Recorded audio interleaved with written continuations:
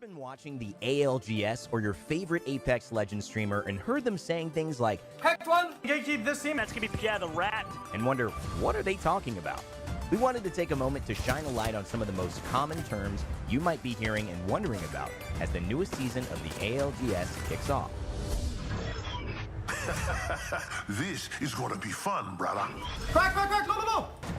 He's cracked. Cracked! Cracked, or flesh, is something you'll often hear when a player informs his teammates that he has eliminated the armor of an enemy and they are now vulnerable. Wraith is cracked, man. In the game, this is accompanied by a satisfying sound. Crack it in there. I kidnap two. He's again and he gets another kidnap! Kidnap is a sneaky tactical maneuver in which a Wraith player will use their ultimate to make a dimensional tunnel to an enemy team's location with the goal of having an enemy accidentally get sucked into the tunnel and be whisked away to their deaths at the other end. This third party central. We're gonna have to third them. Here comes the third party! Third partying in Apex Legends is a situation where two squads are fighting each other and another squad decides to join in, usually waiting until one team has been eliminated and the surviving team is licking its wounds. As you can imagine, this is about as welcome as someone cutting in on your dance or showing up when your party is over. But for the team doing the third partying, it could be a blast. Let's go, man! This has been some perfect gatekeeping. Great job gatekeeping this squad. TSM are one of those teams gatekeeping. Gatekeeping is a tactic in Apex Legends where teams take strategic advantage of choke points on the maps, choosing passages where teams will most likely need to go to escape the encroaching ring or other pursuers. Teams will often set traps or barriers as they lay in wait, spider-like, for their prey. So this is actually a great rat spot. High tier ratting right now. Devious rat strat. Rat, also known as rat strats, are when a player is the last living member of the team and chooses to strategically hide with the intention to gain them placement points. The goal is simply to outlive and outlast opponents, whether it is by shadowing a more aggressive team, finding a corner, or a bush to hide in, or just finding a place that's difficult to assault. Ratting can even sometimes result in a surprising solo win. While this barely scratches the surface of all the insider language players and casters used in-game, we hope this short list of player slang will help you follow all of the upcoming action with your favorite streamers and in the Apex Legends Global Series. And remember, the game is not merciful to those who lack imagination.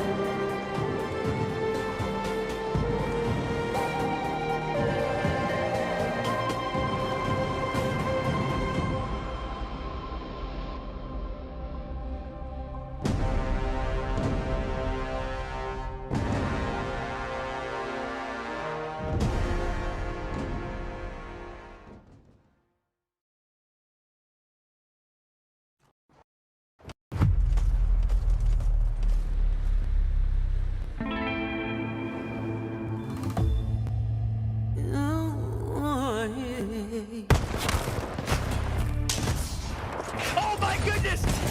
Okay, let's go!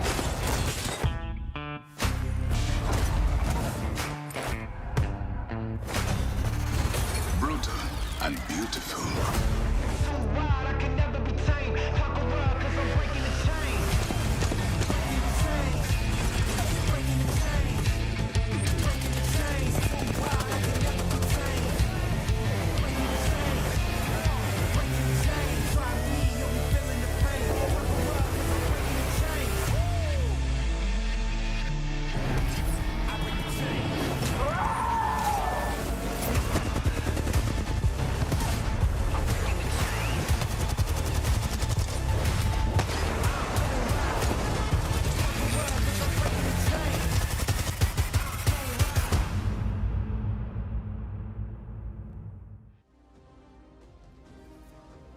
Welcome to the Apex Legends Global Series Pro League. We are knee-deep in group play and all the drama that comes with it because let's call it what it is. It is palpable here today. And of course, here to help me pilot this North American dropship, we got Stella and we got James. James, let's start with you. What are you looking forward to most today? And primarily, I want to talk key themes that you can expect from today's 6 matches from North America.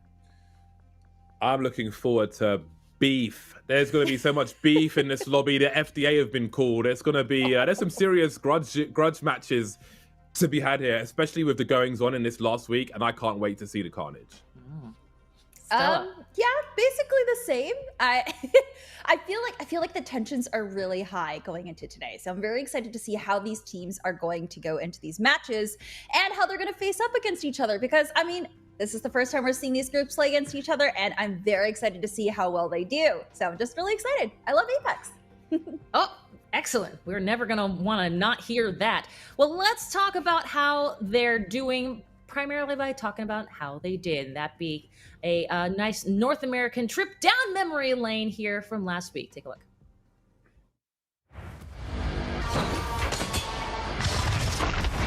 Zach Mazer again finding himself in a constant state of being cracked. Meanwhile, on the outside here, 100 Thieves are just dueling it out with excess. TSM as well.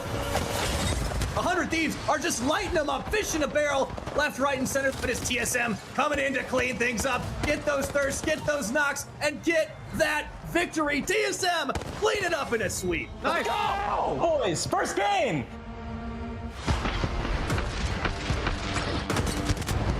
Oh no, he's in the middle of Absolutely everything. deleted. 9 squads left now as this starts to go from bad to worse, and the Caustics are really going to earn their keep here. Gent now the last man standing literally for his team with the Wraith. He has the high ground though, and he can just chill for the time being. The shields are coming through now. His team trying to cover him as best he can. Can he clutch with the shield? He's got red armor again! SMP to take it. Let's go, baby! Good job.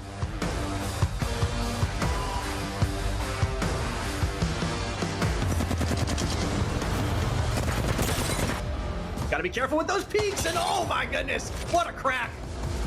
The knock as well, the thermite, the frag grenade, and another body shot right there. Space station is still alive on top of that roof. Zone's closing. I don't have time for this. Denial's going to take to the sky here and try to live as long as possible. He's doing such a great job. But just drop down. Let's go! Zen, you are literally insane. Everybody wants a piece of the action here in Geyser. And there is the wipe. Out they go, TSM. Oh my god, we're triple breasted outside now. Nothing but domes, and this is going to be really hard. We're going to need some meat shield. What the hell's going on with down the last 3 teams? Fury are getting deleted. Sheesh, can they do this? It might be down to Timmy now, the last man standing. Does he go for a fight? What the hell's going on? He's made it!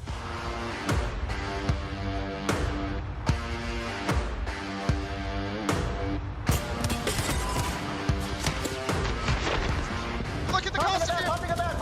Caustic dead. Shoot away. On the bin. Kill him. Down to 10 squads. This final circle going to be on so much open ground. Bubble does come down. All the gas traps up to the sky. Goes the Valkyrie. Do they have enough? Getting the crack. Getting the drop. Designful. He's going to get knocked. All of G2, It's gonna be G2. They're going to drop to Space Station Gaming, get their players back up. They did it. This is looking like all esports arena. TSM already cleaning up a squad, getting in that KP.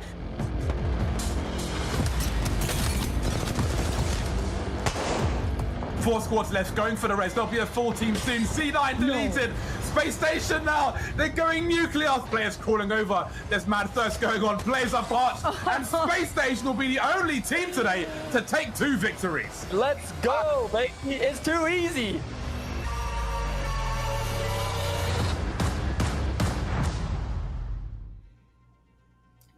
And if you're not hyped after seeing that footage, I don't know what is wrong with you. But James, let's real quick talk about what we saw off the get-go. TSM coming out swinging in a pretty good and scary lobby. How are you feeling about their chances coming out swinging during today's A versus B group stage? I think in individual situations that we saw, and I say that because, you know, not every result's going to go any team's way, but Like, we saw some beautiful plays from TSM. Hal's obviously very capable of just overperforming on his own at any time, but we saw them like take a building from a team, like a 3-man SWAT team, getting all the grenades in and just cleaning it out with the Mastiff. And they're always capable of doing that. They've got very heavy output on the team. They can have the intense comms, but they've got the experience and the focus to deliver. So I will always expect TSM to be like top 3 in any lobby. Yeah, and I think they expect it too, which is interesting. Stella. Yeah, I was going to say, I feel like TSM performs particularly well under pressure. And last time we saw them play, they were the pressure. So I really enjoyed watching them play last Sunday. And I was just very surprised that they came out with the heat immediately. Well, here's another surprise for us. Take a look at number 26 there, gang. That is NRG, a team that so many have put so much of their hopes on. And even though we are only in day 3 of group stages, so there's plenty of games to go. There's plenty of tournament gameplay to be had. But Stella, I mean, NRG, you said it best. Ooh, they're over at 26 right now.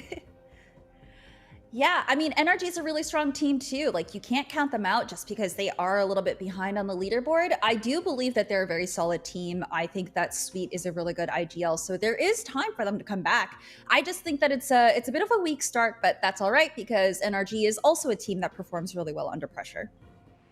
They sure do. I wouldn't call it a weak start. I'd call it a terrible start, goddammit. 83... Oh, then again, $83,000 they've won this year since this roster came together in January, and they were kind of missing in the previous week. For example, in the 6 games they played, they had 21 kills. 20 of those kills came in 2 games, so they really went missing in too many of those games, and they can't do that this week. Well, and speaking of this week, we're looking at the participating teams. Yeah, Stella, I mean, honestly, we're looking at the participating teams right here. We've seen so many teams come up and so many teams pop off, but there's quite a few names that we just saw in those highlights that aren't a part of today's participating teams.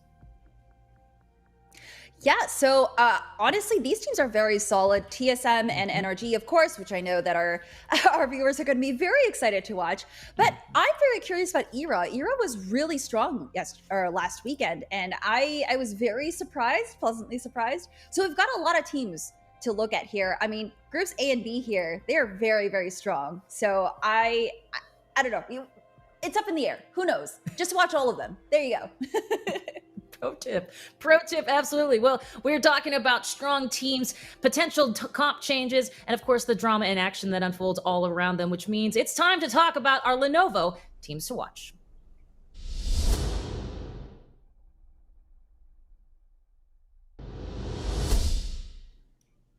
Okay, team, and I cannot remember which one of you I'm starting with here because there are 3 teams that I know you have in your sights. Is that you, James? I apologize, gang. I was so excited. We've been hyped all morning, so take it away. Yeah, I'm way too excited, Kate, which is why I'm like cursing at the beginning of the stream.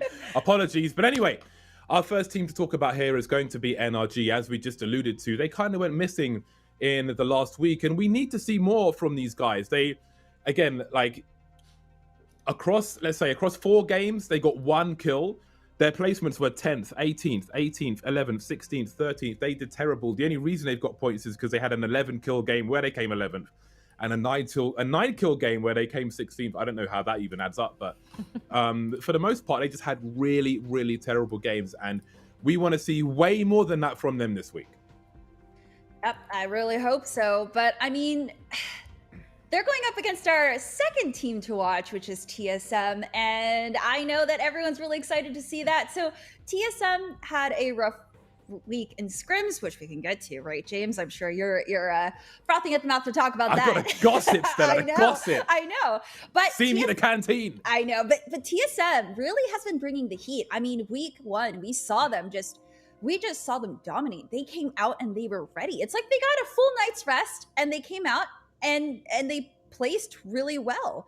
But the thing is, this week has been a little bit different. I know that they've been getting griefed, which I will ask James about in just a minute. So we're wondering, are they okay? Are they going to go into this level-headed? Are they calm enough? Like, are they still going to bring the same energy from last weekend? So James, speaking of drama, how about our next team, C9? That has something to do with the drama, right? This is the hyena team of this lobby. I would say these guys have been griefing TSM in the scrims all week. They've been going into their streams and looking at the replay of their perspective when Cloud9 came in and wrecked them in multiple games, just aping them early game multiple times in ways which TSM wouldn't necessarily agree made logical sense. So Cloud9 have been in their head. You know, TSM have had some internal blow-ups as well, and they're not shy to have heated conversations, but they were a little towards nuclear this week. So the question for TSM is, are they fully focused in the game? Question for Cloud9 is, all right, cool, you're giving it the Charlie Big Spuds during the scrims and so on, but can you deliver that level of aggression and results when it counts? Well, yeah, don't talk the talk. Oh, sorry. Yes, Sel. Go for say, it. Like just to stir up the heat a little bit more. Don't talk the talk unless you can walk the walk, right? And we're gonna see that with these teams. I mean, today's the day. Today is the day. Couldn't have said it better myself. Well, those have been our Lenovo teams to watch.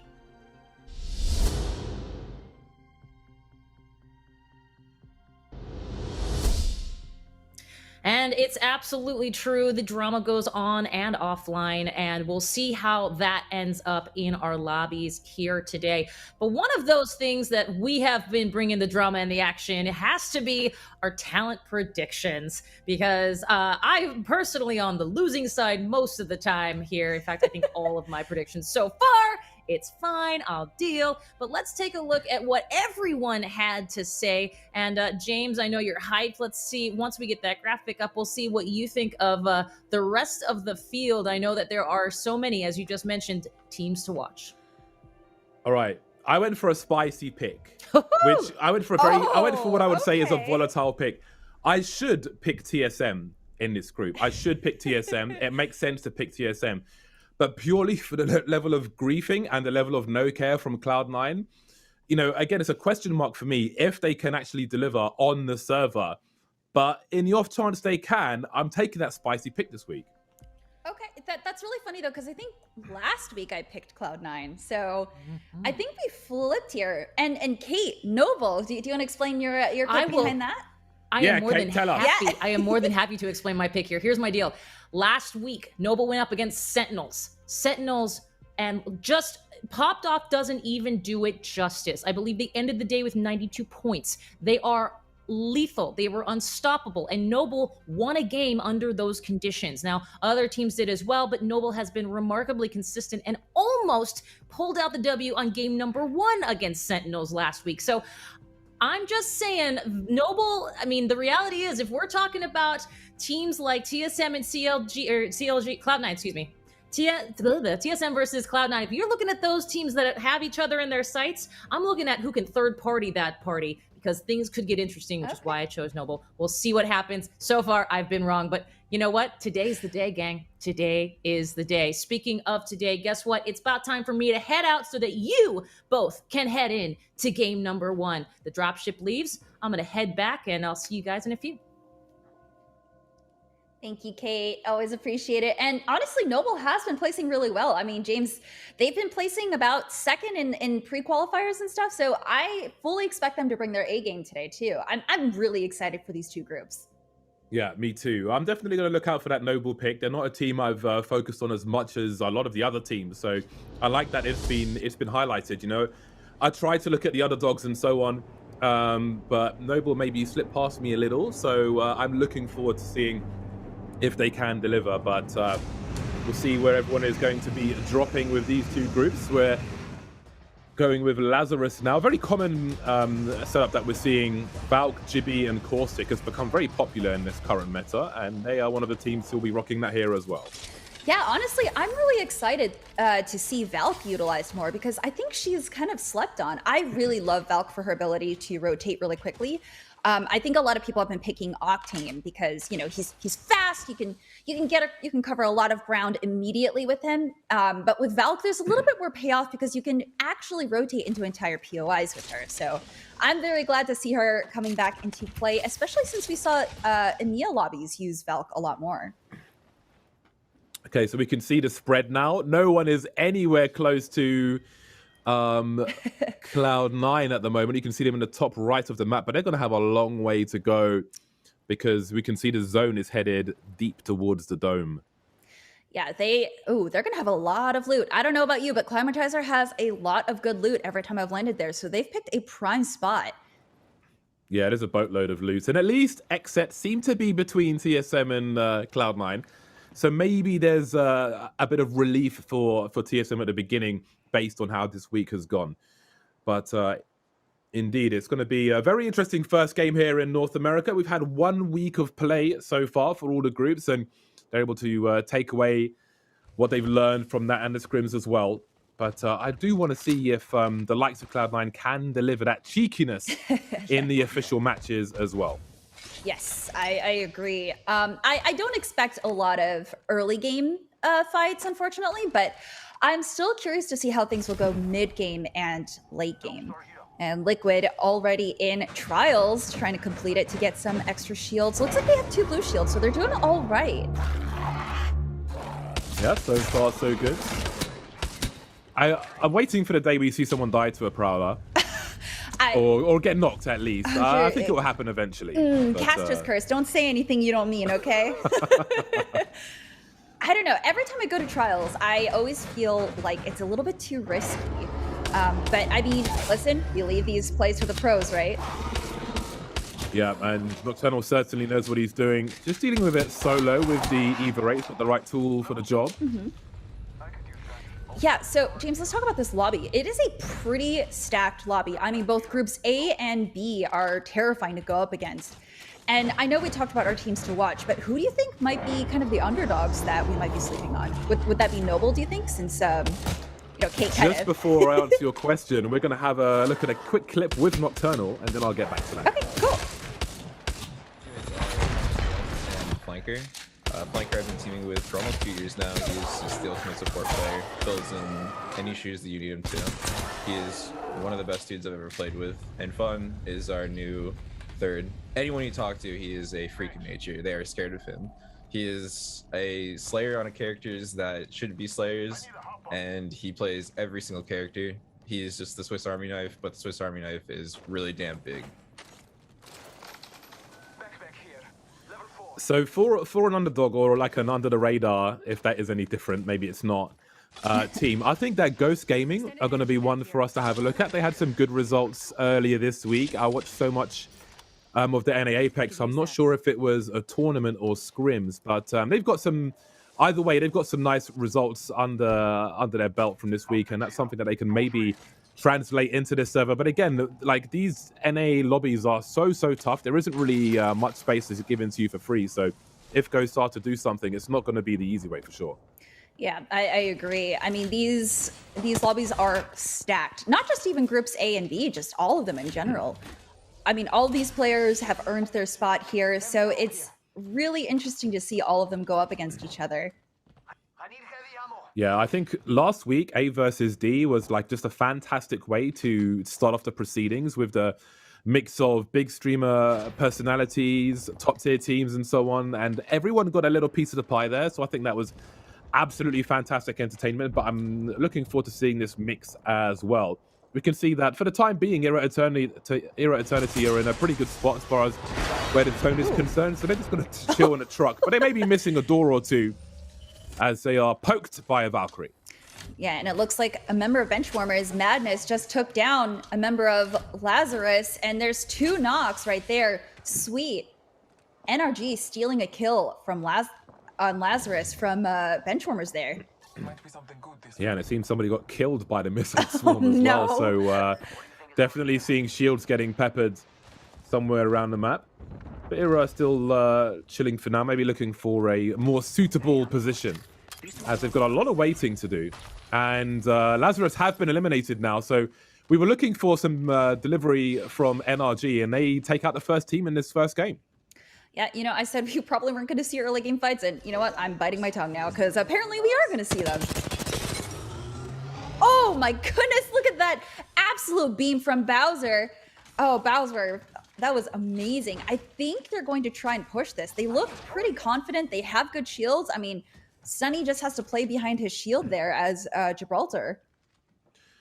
Yeah, it's an interesting decision they've got, because if you look at the bullets that Bowser has, he doesn't have a lot in the hole here. So on either weapon actually. So I don't know what the situation is for the other teammates, but if they may poke themselves to death if they just if they don't manage to find some more loot somewhere. So we'll see if that situation improves a bit later on. Yeah, we got NRG who've again they've got some KP on deck, and they are going to be in that eggshell. Just looking at the lay of the land here, not the best position behind the supply bin, but we'll see what they choose to do next. Yeah, we do remember that NRG is did steal a kill from Benchwarmers, so maybe they'll be facing off against each other. And look at this lineup here. Look at how many teams are in this one area inside the dome. Yeah, there's a lot of space for a number of teams to play, and you know everybody loves a good beacon, right? So that dome area is only going to get busier because you don't want to be the last Valk team who's flying in. That's for sure. We've seen that with the European teams earlier on today, where people are getting downed before they've even landed. They're getting knocked in the air. So you definitely want to find yourself a good position. Now, Hal has this. Oh no! Disconnected? It looks like he's been disconnected. They might be able to get him back, but yeah, they probably punched him into a corner. But can we note that Hal is playing crypto? Oh. So in the scrims, I want to say that I saw him playing Jibby at some point when they were getting griefed by Cloud9 and so on. So we have a different approach here. With last week's configuration, I did wonder if it would stay the course for that day, but I haven't seen too many changes within a day, really, apart from a few in Europe from last week. So it's interesting to see that he's on the crypto. Hopefully he'll be back on the server soon. Oh, looks like he just connected. Look at that. Nice. You brought it into existence. But yeah, honestly, I think that crypto wouldn't be a bad play here, even in NA lobbies where he's not used as much. I mean, he just provides so much information. Yeah, we can see Snipe down on the caustic there as well. So I'm very interested to see how that one will play out later on. See Team Liquid still moving through now. Double purple and gold. That's pretty good. Yeah, they're ready for a fight, and they have 250 rounds for their All-Star. Nocturnal is set. Yeah, and again, a lot of these teams have got some rotations to do, and there's a lot to discuss in this situation. So we're going to have a listen in with Team Liquid. You want me to hold scan? Yeah. Okay. I'm gonna try and go to the right side. No one on the right side, at least on this railing. Walk up with me. We're just gonna have our hard commit bodies here. Get ready to fight. They went this way. Heard. Scan ahead. Ooh, hello. Go north, go north, go north, go north. Watching door. Go, go, go, go, go, go, go. Brandon, come. I'm just gonna slide low ground. Heard. No scan for 10. Are we just face checking this? Yeah. Clear. That was a Sentinels play if I've ever seen one. The hard rat, yeah. Mm-hmm. All right, watch west and see if anyone comes in. We kill them. There's a team command center. Gibby's already looking with arm shield. I think most likely we force south out and we just go here. Enemy spotted. See where zone goes first.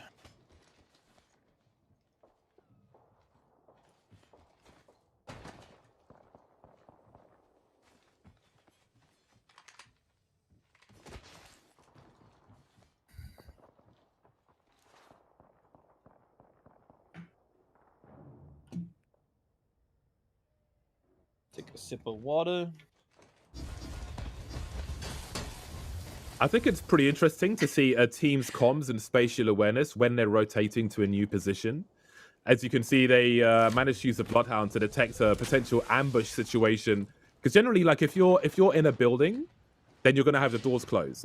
So if you can see the doors open and that team was trying to like insta-ape somebody who thought that place had been looted and abandoned. So the awareness from Team Liquid there is pretty cool, but also you saw a reference to face checking where they basically have to go in or have a look at something to see if there's somebody in there or not. And if there is, maybe they get shot in the face. So perhaps that's where the name comes from. But that little rotation there from Team Liquid was pretty cool in terms of, again, spatial awareness and threat detection. Yeah, I also love that they called out the enemy team and they're just like, oh yeah, that's absolutely this team. I know their movements. I absolutely love that amongst pros, how they can instantly pinpoint who it is just from their movement. I absolutely love that. Yeah, full team, ambush, rat play. You got to respect it. That's the kind of BM that I want to see. Oh, dear. Well, we just got another team wipe, and we are left with 18 squads. TSM getting some, Cloud9, excuse me, getting some early action. And again, they've got a long rotation. You're just pulling up that rivalry even more, aren't you, James? It's because of Abrale's Nick, that's why. Oh, okay, Yeah. It was innocent. Normally I'm not, but this time I am. Okay. Renegades have got great opportunities. Ooh. Surely they've got a full commit to this one. The Mastiff, they're running out of bullets and got to ignore those shields and focus on the Wraith who's trying to just ninja past everybody. Oh, and Trying to escape as best they can, yeah. But that was a really juicy situation for the Renegades. Some nice early KP for them. It looks like they did secure that kill there. So, was that a team wipe on them? 17 squads left, so it's a fair chance. I'm not 100% sure if that Wraith escapes, but I would be surprised if she did. Yeah. I do see that Pow Pow, I think, was bringing out the Hemlock. Such a strong gun, but I just cannot get burst rifles down. I do like the Hemlock, but I feel like it gets me into trouble, the burst fire. But I like the hip fire on it. You can shred with it, so I think it's reasonably reliable. Well, Team Liquid, as we can see, they'll have some more rotating to do to get into the next zone. And see Nocturnal's just looking at the climate around him, and man, when they try and get towards that dome area, they're going to be in a lot of trouble. I feel like if you're not there by this point, you're going to be hard-pressed to find any shelter. Yeah, Dome is a particularly hard zone to try and guard since there's really not a lot of cover there, like you said. So either you get there early or you end up kind of using up all your resources just trying to get there and find a spot, especially since everyone likes to rotate early because circle guarding is huge in North American lobbies. And this is Ghost we mentioned earlier. And I think Team Liquid are in a pretty interesting position in terms of how they rotate beyond this position at the moment. Quite interesting. He can't full commit to that. His teammates are too far behind him. We've got some area control now with the bombardment, which is again, sometimes it is called defensive bombardment actually. Sometimes it's used aggressively, but sometimes it's just area control to give your own team some space to heal up, consider your options, etc. But yeah, this is a pretty dicey situation for Team Liquid as far as the future is concerned. Ooh, and Flanker gets that damage on the enemy team and knows that one of the Ghost members has white armor. So they could go into this fight feeling pretty confident, knowing that at least one member only has white armor. Yeah, I can imagine that Team Liquid are discussing where all the teams are. Like, honestly, it is a big question as to where they will move later on. And time is starting to run down. NRG at the moment trying to crack some more eggs in the eggshell. We've got players just on the other side of that wall who have had to use their dome in a very open position. So speaking of open, NRG are open as well. And again, there will be more teams rotating soon. So I do start to wonder how tenable this position is. Yeah, even though they are encircled, they're still getting held out from getting a better position. Oh, and Rocker, on the 30-30, I remember you were saying in the EMEA games that you really like the 30-30 and that you think that it's kind of slept on. And there it is doing massive damage. I can't use it, but it is such a brutal damage machine. I guess just depending on the situation, if you get a bit too close in the fire rate can cause you some problems. But, you know, if you find someone who doesn't have much cover, you can really mess them up with that. It looks like C9 is looking to try and guard other teams that are on the outside of the circle. I mean, they're barely in themselves, and it looks like they are kind of surrounded, so they got to pick a fight here. Yeah, we're going to tune into the hyenas and see what their comms are like right now. They're gone, right? They've outpulled. Popping cells. Free KP everywhere. Just Got focus shot my on back. top. Scanning or batting? Sorry. Look, do not. Now. Both of them me now. Bolting up to you now. I'm flipping forward. Start walking up. Walk up, Alb. They're getting shot. They're getting shot. I'm walking up. Scanning for Mac. Bolting here. Bolting here. I'm nading them. Yes, these are our kills, guys. These are our kills. Make sure we get these kills. One dead. One dead. One dead. Two dead. Fuck. Hit the last. Bunch of flesh. Bunch of flesh. He fell. He's on the floor. He's on the floor. Fuck. We missed all that. Fuck, man. Zach can get the one on left. I'm making sure we don't get married. Okay. I'm going to Mac. I'm going to Mac. Scan behind Mac. I'm going to scan the solo, Zach. Nice, baby. He's dead. You got solo We need or to look the duo? the third high launch. We need to look the third high launch.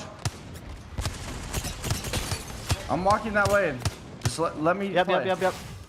There's a team right here. That's what, Zach, I think that guy's one in there. Red thing. Zach, I think we're fixing the wrong thing. If we can finish that knock, it's really good. No, I burned their dome, but that's. Well, they're stuck. They're gonna have to climb up, bro. We can fry them on the climb. Look at I climb. Look at I climb. I got farmed. I got farmed. Bud is 1 HP, guys. We want to focus on rotate? Zach, Okay, I'm coming back. We need to focus my red ping. Okay, I'm going that way now. Right here. Red ping, bro. Right there. I think that's best play, no? It is. They're fighting hard on the left right now, too. I mean, we should... Do we fight backward or do we go third that? They have a white armor on the floor. We need to start swinging left on these guys, bro. I'm padding. Gold on that guy. Gold on that Look right here. Look right here. So free. So free. I'm red. So free. I'm red. So free. I didn't see that pad. I cracked one. I'm popping a bat. I'm getting farmed. Mac is fucked. Mac is fucked. Are you dead? Dead? No, I'm fine. Just come to me. Just come to me. Trust me. Look right here, guys. 3 teams. We got ulted. We got ulted. We got ulted. We got ulted. We got ulted. We're fine. I have a plan. We're gonna third that. We're gonna third red. Are you guys ready? Okay. Yeah. Yes. I'm not full, but yeah. Get full, bro. No, you can't. Zone's pulling up. Zone's pulling up. We're okay on me. Chill on me. Good guy, I'm on Mac. Let's go to Mac. I don't know above. 1 HP on red mark. 1 HP on red mark. Walk in. I'm down to zone. Play my knock. No, 1 HP on 2, Naughty. Shoot, Naughty, shoot. I'm crawling forward. Keep shooting, Naughty. Don't stop. No matter what, bro. Play the knocks. Bat. Shield drop. I'm out of shield. Play behind mine. I'm body blocking for you, Naughty. Oh, behind.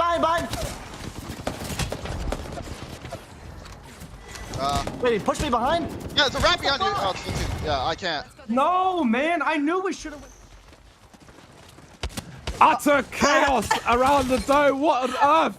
Everyone's going crazy. Free KP everywhere. I think Renegades may have stolen a lot of them. They are absolutely railing on this lobby at the moment, and the carnage on the outside just does not stop. My goodness. Everyone's falling. We've gone from 10 squads to 8 in seconds. Look at that. I think that was 5th partying right there, at least 4th party, just right outside of Dome. You said that Dome is such a hard POI to defend, and if you're not in it, then you're not going to find a spot. TSM struggling on the inside of Dome. They made it in, but they're still struggling here too. I mean, James, this lobby, there are only 8 squads left in Circle 5. This is wild for North America. Yeah, this is a very fast-moving situation, and TSM may be struggling at the moment, but they're alive, and I think that is half the battle at this point. Just managing to hold on, just getting all your syringes up and so on. We'll see what their play is now.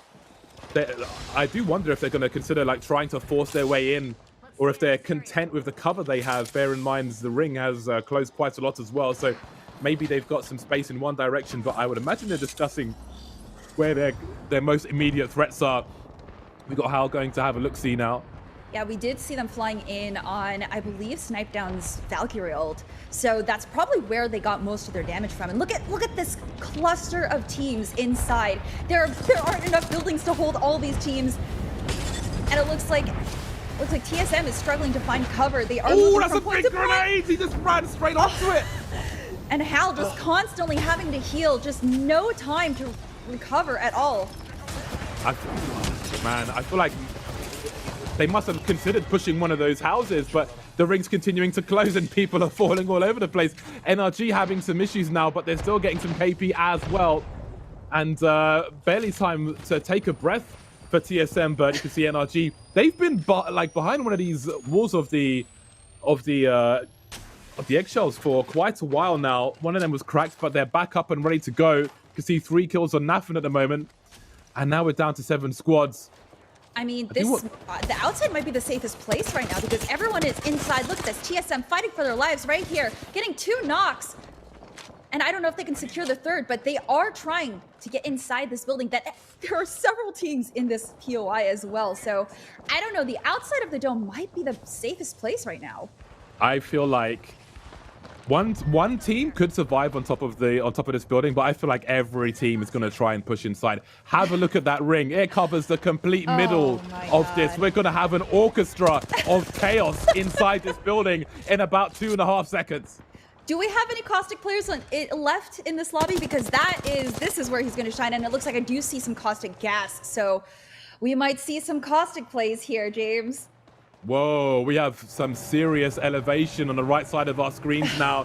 Reps getting a kill on Sleepy Panda. And again, that ring is starting to close. NRG picking the right time to try and get close to this building. But again, there's no... I don't think you can even try and get on the roof at this point. Everybody has the same idea in that respect. And someone's going to have to drop, desperately trying to get the shields up once again. Just allowing everybody to focus on each other. Surely they get some instant free KP from this.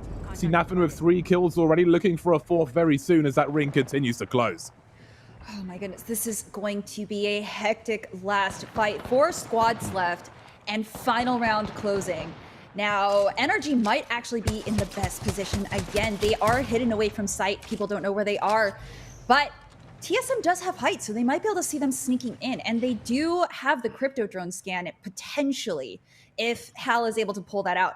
If he got that out and he was able to EMP, that would be huge, slowing NRG here and the rest of the teams in that area. Yeah, I don't think he's got any cover, though, to possibly press the Q button, but I'm interested to see if he'll try, because NRG, again, they are still creeping at the moment. Look at them sitting there. Right, they're just like, don't mind us, but quite soon it's going to be knock, who's there, and it's going to be everybody.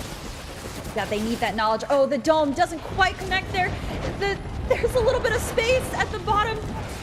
I think I saw an attempted Valcult there, which lasted about 0.0001 seconds, and Reps has gone down to a Peacekeeper shot, and now it's NRG's time to shine, but it's time to heal again as well. Only Rocket's got any armor, and they're so close to that lava, but it's got to hop up, or otherwise they're going to dive to the ring. TSM, I think, just got deleted, but who's going to take the last one? Who's going to take first place here? It's going to be Charlotte Phoenix from out of nowhere. God. What?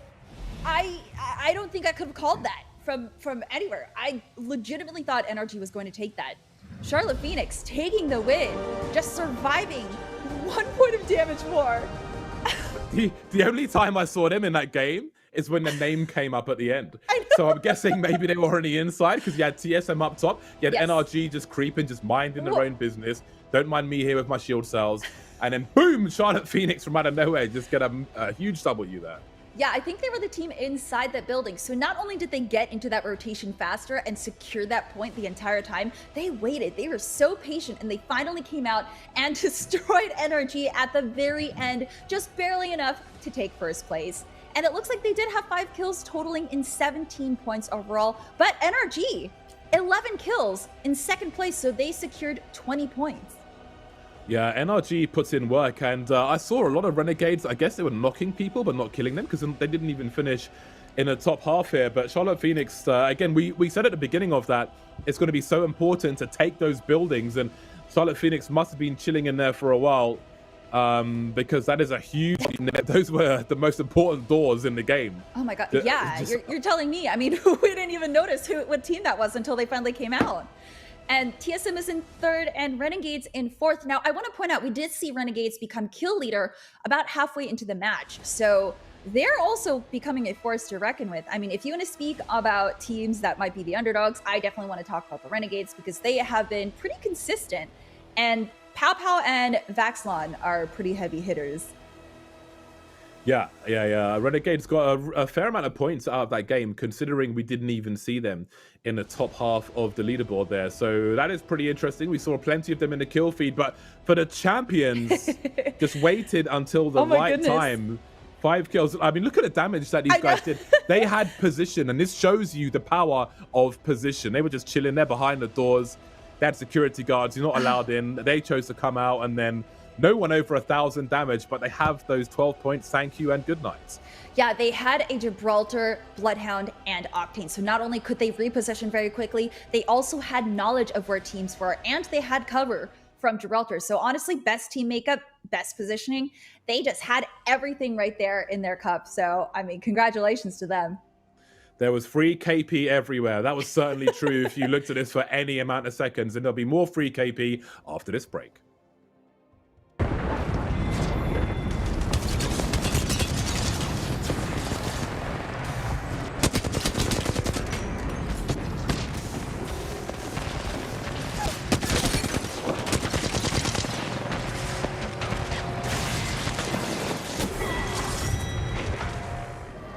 Monster Energy, the official energy drink of the Apex Legends Global Series.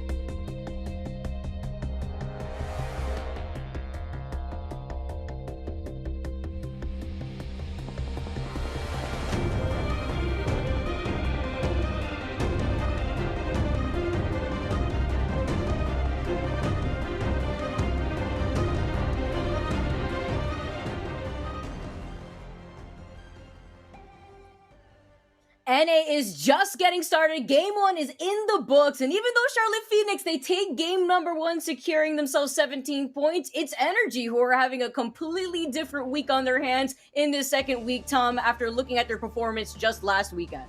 Hey, we're back and we're on the rise, just like a Phoenix is, and what an impressive performance. You don't get a chance to see a lot of dome zones anymore, and the fact that they held that building for quite some time, locked it down, fended off two of our strongest teams, NRG and TSM. Great start for Charlotte Phoenix. I'm excited here, guys. It's going to be kicking off the action because I'm looking at Team Energy and the way that they just performed, 11 kills, Tom? That's absolutely insane, and that is definitely one way to start off the momentum for your day. Just imagine if they actually win that last fight, how much points they would actually put on the board. They would stop a lot of those kill points coming on the board from Charlotte Phoenix, also picking up those extra 3 placement points. But they are in first place overall with 20. And also TSM fought so hard to get to that point. Great maneuvering throughout all of that. We thought Hal was going to go down numerous times. There were so many times they had slivers of HP. What an exciting game number 1. Yeah, just looking at the way that things played out here and look at the chaos that went down. Look at this. Unlucky just stuck against the wall here in Human, just trying to do something absolutely inhuman by trying to clutch out the 1v2. But how are you going to do that in that situation? Renegades honestly had a pop-off game themselves, but the amount of chaos happening on that side of the map, when you take a look at where the circle was pulling, specifically the dome area where you have a lot of those squads moving away from launch site, was just whittled everything down from quite literally like 17 squads to like 8 squads quickly. It's interesting seeing the difference from EMEA to NA in terms of compositions. No Bloodhounds earlier in EMEA. We have 2 Bloodhounds, I believe, in the lobby right now. To take a look at the fighting that TSM was doing. But you have Liquid, who's running Wraith instead, and then Renegades, who has Saucer playing on Octane. So it's fun to see how they're going to be able to utilize being the only Bloodhounds in the map. And you know what I also love, Tom? Composition changes and why we're seeing these changes. You talk about the EMEA region, and well, I'm seeing lots of cryptos, and we wonder, why are we seeing way more cryptos than Bloodhounds? We see the Valkyrie, of course, coming into a lot of these compositions. Well, being able to get the beacon without having to put yourself at risk is such a big deal here, and it's nice to see how TSM is playing into those composition changes. It really is, and Hal's one of the smartest players that we have, so in terms of being able to utilize that and then give that information to the team as the IGL, it really makes sense for him, but he's also really good at playing aggressive and getting in your face, and Snipedown's going to have to be that player that really opens things up right now. Maybe it's going to be reps coming through on Gibraltar, but Snipedown is a slayer. He's always been a slayer since the Halo days, and he's coming through, and I'm excited to see what TSM's going to be able to do. It was my pick today, but Energy, you cannot just forget about how they played so well in the previous game, picking up all those kills. I'm also looking forward to how C9 is going to be able to do. We had such a great listen with them. Communication's a little bit hectic, but I love the passion. And that really shows you how a lot of these players have to play under that pressure, just trying to keep their cool, but then trying to utilize the knockdown shields is to your best degree when you're stuck in a 1v2 situation, 1v1 almost, but your backs are against the wall. When it's open and you have an entirely other team scoop up the kills that they see are free in front of them. Yeah, exactly. And it's just unfortunate because you know that that's your opportunity to go and pick up a lot of kill points and then get in over towards the zone. The problem is the zone was really, really chunking. Alb really ends up dying to the zone because he couldn't hit the med kit. And then all of a sudden, Zach's eating a ton of damage as well. Decides that he wasn't going to stem to try to get past the zone and eats a lot of damage because of that. I really feel like if they had all 3 players there, that would have really been a huge moment for C9. But we go again, game number 2. Yep, just like we were saying earlier, I want to see what Renegades has up their sleeve too, because I had my eyes on that team looking at their performance, getting 9 kills. We heard it from Stella too. The kill leader was on the team of Renegades, but it's a matter of that consistency and making sure that you prioritize that positioning, such as what we had seen from Energy when they were stuck on the low ground, when they were forced to kind of hug a corner because they knew the rotations were not on their side, with TSM holding the roof the way that they did. And getting that scan immediately is going to give us that zone information. We'll see where that's going to go and what they elect to do. How fast will they loot? Well, guess what? They are in the next zone too. So this is a great start for Energy in game number 2. Like this, wasting no time, being able to make sure that you have your plans for your rotations. As Energy, they are going to get some loot, but Energy, they may need to start rotating and loot on the way, because these lots don't really have the best amount of loot that you would like to feel comfortable with when you want to make sure that you rotate towards that last circle. And look at where it's going to be pulling towards, Tom. It's going to be up on that top left corner, and you already know the chaos that is going to go down between Landslide with a lot of squads rotating away from Fragment. 10 out of 10. It's definitely a Lava Fisher zone here. So many different opportunities to go and play, but look at that beacon that's over towards Lava Fisher too. If you're rocking crypto, you're gonna be feeling good about that. I'm excited to see what buildings everybody sets up over towards. Typically the one on that west side that's right over the ledge and overlooking everything is gonna be a priority building as well. You can see the building right there on the west coast of your screen on that left-hand side. Another great building for some extra kill points too. That's chaotic too. You have to imagine with the amount of caustics that are getting put into these compositions with the Valkyrie, Gibby too. We've been seeing a different plethora of legends being utilized. But then you have to note with that caustic holding on to those final positions, it's going to be difficult to move into those type of buildings. CLX is that team that you saw rotating. That's Serial, Luxford, and crew. Loving the situation that they're in as they are a team that drops over towards Lava Fisher. Back on board with C9. They have a long trek in front of them. You can see as they are going in, you're going to be able to pick up these triple blue Evos, and they're also going to be crafting too. We noted earlier, it looks like they have some shotguns, and they want that purple shotgun bolt, so that way they could take full utilization over the shotguns that they are running here. I also saw that there was the gold thermal sight too, and they are going to be swapping for their preferred shotguns.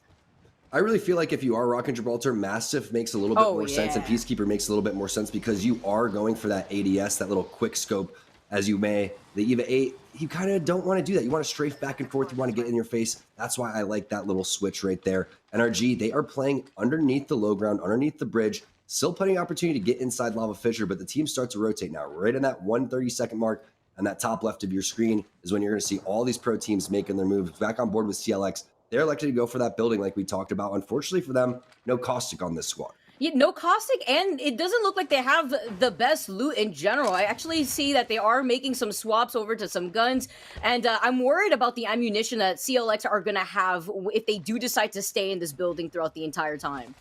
Yeah, no doubt about it. And it's interesting to me that this is the building that they decided to go with. Yes, they are going to understand Lava Fisher zones extremely well when they do land over there, but you have to deal with energy over here. And then all of these teams are starting to filter in. You can see the bench warmers, Madness, Knock, and Rambo. They're there. Team Liquid is out of trials and inside Lava Fisher. They understand they don't have time to loot. They need to go and make their plays. And I like this positioning from Energy too, because they're not trying to fully extend on top of these train tracks. Instead, they're just looking at the action, and it's chaos because there's like 3 Valkyrie ults right on top of them. They're hearing it just land right in front of them, and they're still going to put in some pressure, noting that there is a caustic on that team, and they have secured that building already. South of staging, 2 teams fighting. You can see in yellow and blue, they're making the rotation through just like you were talking about. But Team Liquid starts to get pushed by the bench warmers. Nox coming in on both sides. Nox seems to be the last person alive on this team. I don't think he's going to be able to do it. There goes the bubble res onto Nocturnal. Team Liquid putting down bench warmers. I love this positioning too from Team Liquid. You saw what they were able to do with the synergy. They had fun on the other side by the door, and then they had the flank coming in from Flanker. I mean, it's in his name right there, and he went up and lived for it. Now taking a look at another Valkyrie redeploy. This is going to be Premier GG. Again, another team that's pretty far from the zone. We know based on the amount of teams already inside Lava Fisher, this is not going to be easy here. We'll see what Ronnie, Ambino, and Crook are going to be able to do as they make their way through Landslide. Yeah, they're just going in for those rotations. We saw some Valkyrie ults coming down, the redeploy already, trying to prioritize that final circle that a lot of these squads already have noted. Knights now making their rotation here, looking so pretty nicely here with some damage already done, and it may be another squad that they're trying to push into, and it is the EMP coming in. This may be TSM. There goes the EMP. There goes half of Asura's shields, and Guild taking some damage as well. Portal was nicely placed there, and that's one of the beauties about Wraith. When you want to go in and try to push over towards those buildings, you have the get out of jail free card. Hearing here, it's actually SMB actually also running the crypto, and this is super important to note because they've already utilized the EMP, and they're just still holding down to this building. The scan isn't going to find anyone just yet as Knights, they realize they've taken the building, but at what cost with the squad rotating quickly out of there? And if you've ever played Apex before, you know this Cerrito building always gets action. It's one of those spots that gets third party, especially when teams are starting to rotate from round number 1 into round number 2. So I like this play from both teams, having respect for each other, continuing to kind of push in. You have to just own as much real estate as you can, and that's what's going on right now. Knights was trying to cover as much as they can, but also they're wary of possible rotators coming in from behind them, so they don't want to push up too much. Otherwise, they're going to be sandwiched. Nice little gatekeeping building there for them. Renegades also having the gold Evo shield here. Just gonna hold on to this building, also having the bombardment. Speaking of bombardment, there's one going down right here in Geyser, and Absolute Monarchy are holding onto the high ground. They get the crack, and they also have the redeploy, so they don't really have to worry too hard about the first circle closing in on them. They have to worry about making sure they can get this KP with this pressure that they're putting on. Sleepy Panda, you can't sleep on him at all. This guy is doing serious damage. That's going to be Stunny going down. Sung goes down as he starts to push it around the corner, but he does a decent amount of damage along the way. 7 to the back, and that guy just skadoodled out of there somehow. Blocking the door, stomps, hopefully is in the vicinity, but instead he's going for the bubble, possibly the res. No, he's going to go and leave Sung onto the ground. They need to be careful, though, because if they don't get this res, then third parties are coming in, which is already happening. So I would love to see them get Sung back in so he could lay down some barrels. Oh, the fact that he is still alive and dipped. He popped the shield battery, too. Now he's going to be able to utilize the knockdown shield. They are going to be able to get the res, and Absolute Monarchy have gotten all their members back into this fight. Let's see what this Bloodhound could do to escape the situation. Maybe take the geyser, and he is dipping. He is out of there, and he has not been able to get taken out. I love that. Getting that res rate on a Sung was so huge just in case something bad was to happen. Keep in mind, you have the Valkyrie redeploy. Yes, you're not going to fly all the way from Lava Fissure here, but you are going to make up some real estate, get a little bit closer towards the zone, and now you know you're playing Edge, so not a big deal. Picking up those early kill points helps that confidence, especially so early in the tournament so far. I know they're a little bummed at the fact that they couldn't secure an extra point for their kills with the Bloodhound getting away, and they don't want to push too hard too, because you saw he was going pretty deep into the circle, and they do have the redeploy, but the redeploy can only take you so far, and they want to make sure that they can do it so safely, especially since the redeploy does come at its own risk. I could see it in his eyes. The Bloodhound is coming back for those banners, Vicky. He was faking us all out. He's going deep into the zone. He's gonna go for that back geyser res. It's still zone number 1. It's completely possible. Yeah. I'd be surprised if they actually sat back and camped those banners. That's an opportunity to get a res if I've ever seen one. Absolutely. I would be surprised too, especially with a lot of these squads waiting by the edge of the circle so that way they can have the opportunity to gatekeep. You don't want to put yourself at risk for 1 point that you could put on board. Placement so important here. And talking about placement and positioning, Charlotte Phoenix is that squad that are holding on to this building, but it's nice to note, like we said earlier, no Cossack here, so they may have to start rotating soon once they get where that next circle is going to be. Winners from game number 1, but sitting in second place because we know NRG had a pop-off game. Second place, 11 points, 20 overall for them. They are sitting in first place.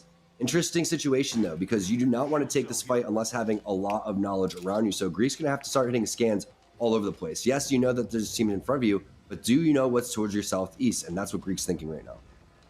Yeah, they're just patiently waiting to see where they're going to move to next. Also planning their next move. And we get to see actually what happened to Tex Candy because he had to dip away, we noted. But they actually were able to finish him off with the G7. Cat actually missed that on the kill feed. But that's super important to know because now you know that there won't be any reses outside of Circle. But Ghost Gaming, they're looking like a ghost. Maybe not going ghost in the way that they want to. They've lost Metro and they've lost Panders. And this is so unfortunate. The EMP now can at least put in a stun, add in some damage, allow another squad to come into third party, but it's going to be really difficult for 6 to get anything going.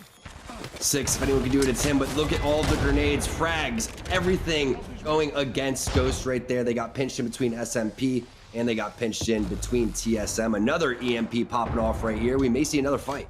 TSM holding on to this building. They knew exactly where the circle was going to pull to, and they have the beacon off to their right too. Despite that, we noted earlier, Imperial Howl on the crypto doesn't have to overextend with the drone to be able to get that next info. Especially because of the fact that they have such good positioning right now too. They can really do whatever they want and constantly just think ahead of the enemy teams. Things gonna really start to get interesting with 17 squads. You can see Team Liquid's getting to another fight. Snipe Down taking a ton of bursts. Info coming in for Hal, trying to figure out who is directly below them. Meanwhile, Serial and friends picking up a kill onto Mercy only. Guild with the shots, R30124. Remember, this is that Dorito building that we talked about. This is a spot that everybody likes to fight at. Peeking like this in these lobbies are just so lethal. It's so dangerous here. You saw how quickly Snipe Down was able to get melted there. It looks like we have a listen in with the Knights. Let's hear how they take this fight. I cracked him. Gibby's dead. Gibby's dead. I'm coming. I'm climbing up right now. 50 on my nade. Cracked one. I'm getting in. Hound one. Watching dead. He's right here underneath. Dead. Nice. I got gold helm too. Off of that. Good boys. Good. That's what we need. Free 3 KP. I have 6 bats now. Yeah, I do too. Yeah, same here. They have any better bags? I need energy. No. This kid didn't even have a bag. Oh no, he did. Is there any energy on any of the bodies or no? I don't know. I don't think so. I saw a flatline with 210 ammo though. If you want to run that. What the fuck? They're there.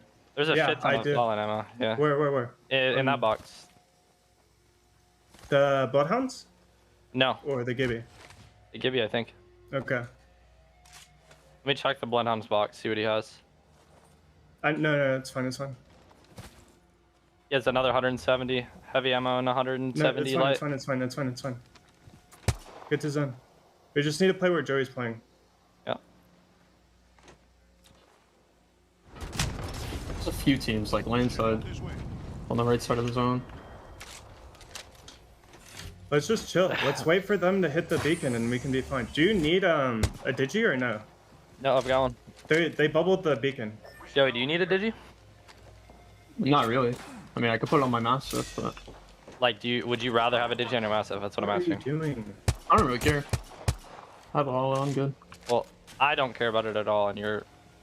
Hey, listen to me. Let's go. I think they dropped. Or they could still be there, but we need to walk up and bully these kids off.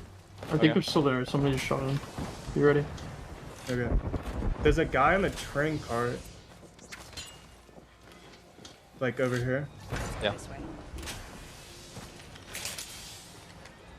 I don't think they're here. I can scan. They're not up top. Okay. You need to bubble the beacon. And he needs to scan. And we need to know where the fuck this is going. Alright, you ready to bubble me? Yep. Team down at fence. That could be them. Yeah, this is the exact zone we just always have. Okay, so we need to do our play, yeah? We can do this. And then we could even play in the ravine, maybe. I don't know if we'll be able to get away with crossing like we did last time. I'm gonna be honest. I mean, we just need to get to here. Might be something good.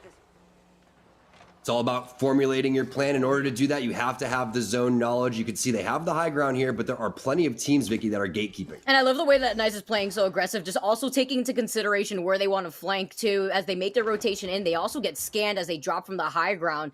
Things are turning up here. TSM still holding on to that building, by the way. Also having that intel is so important. They know where that next circle is going to be pulling, but you know the southern part closer to Lava Fissure is going to be chaos with the squad hanging out on the high ground by the train tracks.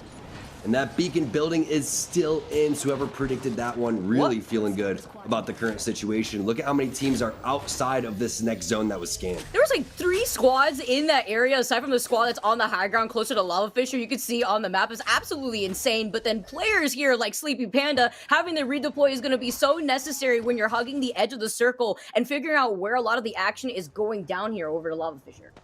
And you know who has a decent position, but if they get a little bit too pressured, they are going to collapse. It's NRG. They've been playing Neath under that bridge for quite some time now. All those teams to the south side have to make their way towards them. So I can't wait to see what they do here. It's a matter of waiting and seeing what NRG does. They don't have purple Evo shields just yet, and it looks like they're a little low on ammunition, so it looks like they may want to find an opportunity to loot some of these death boxes or fully send it in on a player who may not be expecting where NRG is currently located.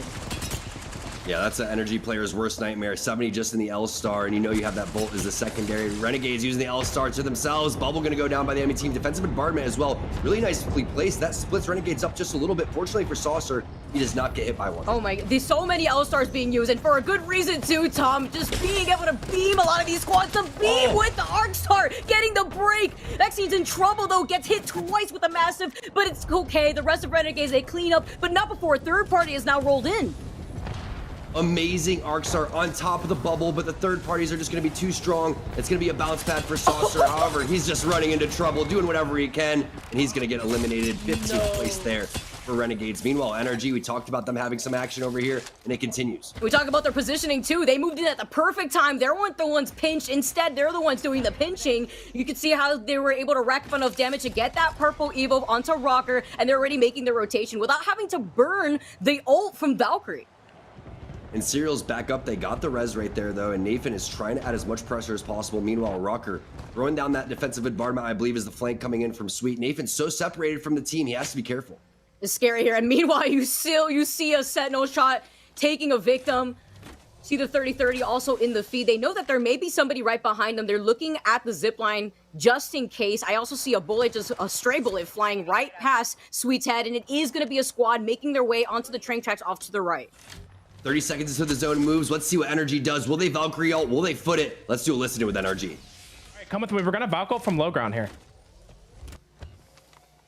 I'm literally out of bullets completely. I'm making Jump down, jump down, jump down, jump down.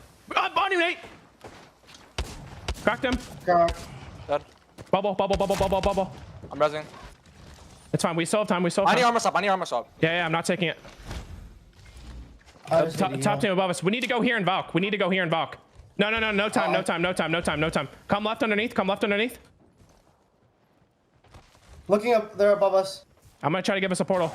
I'm probably gonna die here. You gonna drop you? I'm dead. Okay, keep coming through. Try to punch him if you can. It.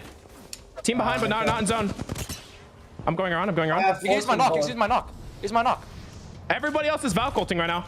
I think you guys are safe. Maybe yeah, we're low-key chilling right here. We're low-key chilling right here. I'm gonna res. Maybe.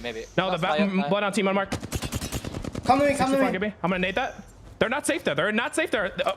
They throw a nade on Rucker. Hold your knock on that. What? Oh no. They're bubbling down on us. Octane jumping in. I'm backing up Rucker or Nate. I'm probably dead. They're all fucking sitting. I backed all the way up. No. Okay, we're just gonna play placement here. I'm coming to you. I literally have 14 bullets. The fucking meme. If those guys get fucked with in that corner, we need to jump on them and kill them. How intense it is to be in Energy's shoes right now. Meanwhile, TSM are in a very similar situation, but they've only got Snipe down. Can they glitch us out? This is what happens when you put the purple ball on a shotgun. He reps is forced to hang up below the knockdown shield, and he's one, and he still clutches it out, but another squad rolls in at the perfect time, and not only takes all the loot, but they take the KP as well. It's going to be Charlotte Phoenix. They're winners from game number 1. Charlotte Phoenix having another good performance here, getting inside the top 10, taking over TSM's spot as well, and possibly more points on the board over here. But what a job by Reps coming through, killing that player with the armor swap. Now Charlotte Phoenix is feeling the aggression. They have players on the ropes inside the donut. And look how many squads are already out. TSM Renegades, they're not in this anymore. Currently, you see Charlotte Phoenix still continue on their legacy within game number 2. They want to carry in some of that momentum, and they have so many death boxes to work off of too, Tom. And this is crazy because now they're also going to be able to see what's happening here. Nathan actually getting it down despite them being a 2-man army. Yeah, and unfortunately they weren't able to get that portal in and ended up getting knocked. And now you can see it's just absolute crazy over towards the side as we take a look at this push coming in, and just really well-timed third party, making it look easy there. It's not easy with so many teams around to just make that decision. And now we take a look at that overhead map, the fly-through. It's Zach staying alive over towards the bottom side. Bursty and his squad are alive. The team from Mexico, it's Legacy coming through with the high ground play. I love this play if they can get up here. Oh, but they land right on top of a Wraith who has the alternator. She dips down, understands the situation, and now you currently see Joe Max being able to set up these caustic barrels. Super important here as some makeshift cover, but then they also have to worry about Charlotte Phoenix, who have now made their way over. They take the jump pad, and it's a fight for this high ground, Tom. What a bounce pad right there. Everybody's staying alive so far from Charlotte Phoenix. Not just that, they're healthy. The bubble, the bounce pad, everything really coming together for Charlotte Phoenix. Amazing plays so far. This is a building that just gets so much action towards the end of the game. Look at 2 people from NRG on the outside. Players on the inside, another team on top of the roof. We have 6 squads in this final circle. I mean, we heard it from them before. They wanted to play for placement, and that's exactly what they're doing. They're waiting for the opportunity as they're hanging out on the low ground. There's still 6 squads alive. Now, as some of these players, they're dropping like flies. Rocker, again, we saw earlier, isn't going to be in this. It's just Energy, a 2-man team, and they're going to be trying to play this patiently, as they have to with the squad holding onto the roof. We'll have to find out where the rest of the squads are, because we know 3 are at this building. Nathan's going to drop. That's going to be Stink going down. 2 more players for Charlotte Phoenix, but there's a battery right in front of him on the Bloodhound. He gets over towards the roof, but Sweet knows there's going to be players all over the place. Armor swaps if he wants them, but he has to pick up his team's beacon. Cloud9 staying alive over towards the outskirts, and now they are looking poised for a win. There's been a different adventure over here off to the side. The adventure that wasn't going down over at Lava Fisher. Meanwhile, C9, they have some KP in their favor, but they're not trying to overextend. They don't want to jump into the bubble just yet as it's about to run out, and they are going to be able to send it forward. Meanwhile, Energy Sweet manages to clutch it out. He finally finalizes that team that held on to the inside of the building, and this is huge here for Energy. How does Sweet do that? How do they do it? Is just a duo. Meanwhile, you have all 3 players from Cloud9 looking really healthy. They're bouncing back from game number 1. It's actually insane. I'm sitting at the edge of my seat right now with the way that a lot of these squads now have to make this rotation in the final round, and now currently C9 are forced to go through this open ground, but they have some cover off to their left side with the rocks. No doubt about it. This is all C9's game. You can see the portal for desperation coming through. It's just a matter of time before they close this one out. Naughty with 6 kills has to be the kill leader throughout it when it's all said and done. Possibly going to be able to make it to the portal, but not enough time. Cloud9 takes game number 2. What a performance, though, from Energy. Gotta highlight Sweet doing what Sweet does best, and it's staying alive. His rotations and positioning is always on point. But even better here, looking at the way that C9 was able to take that game, and also we didn't get to see it too often, but Aberlady popping off with the Kraber.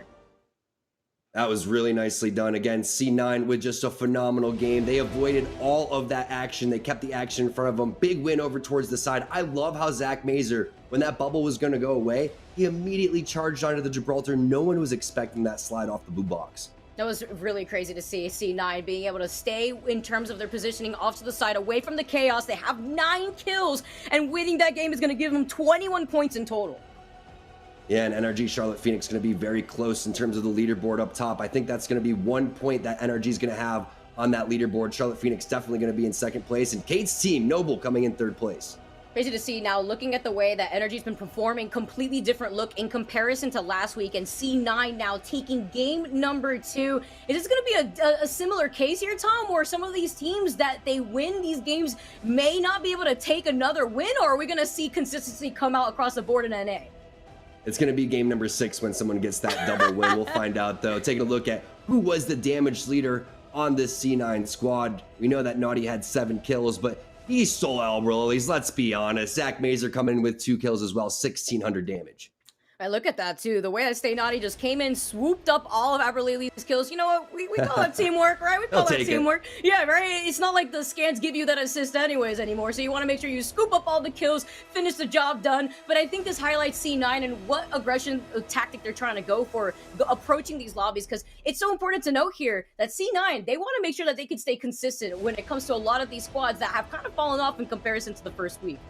I know what Naughty did. He did not stop shooting. He took the advice from the previous game, and then he came through and just was ripping players apart. But what a fight from C9 when they had that bubble down. That was absolutely huge. There's that overall leaderboard. Just 1 point separating 1st and 2nd place. And again, have to highlight, Energy in that second game was disastrous at the very end. You saw Sweet try to stay alive for as long as possible, breaking ankles, by the way, from the inside of that building, cleaning up that squad, which also secured a lot more KP for Energy despite them not winning. The pace is fast right now. 33 points is a lot after 2 games. You can see the consistency really paying off for Energy and Charlotte Phoenix. It's going to be tough for the rest of these teams to catch up. They're going to have to start doing it together in game number 3 and game number 4. We're going to have to see what kind of different game plan they're going to bring onto the board, because I would like to say here, looking at how a lot of these squads have been playing so aggressive, Tom, I want to see that coming in for the rest of the day. That was only game number 2, so a lot of these squads are still trying to find their footing. And I think we saw a little bit more cryptos. I'm not sure if there was some switches going forward, but there's definitely 4 or 5 cryptos in this lobby, which again, the more cryptos you add, you get a little bit weaker based on that. The more caustics in the lobby, you get a little bit weaker if you're caustic as well. So it's going to be fun to see which crypto team is going to prevail when it's all said and done. Yeah, I'm really excited to see how this is going to play out now. Looking at a lot of these squads that we have coming up, and now looking at the way that these squads have been playing, I'm telling you now, the aggression is going to be turned all the way up, and we're going on to halftime for game number 3, Tom. Yeah, we're coming up on game number 3. We're going to take a quick break. Don't go anywhere.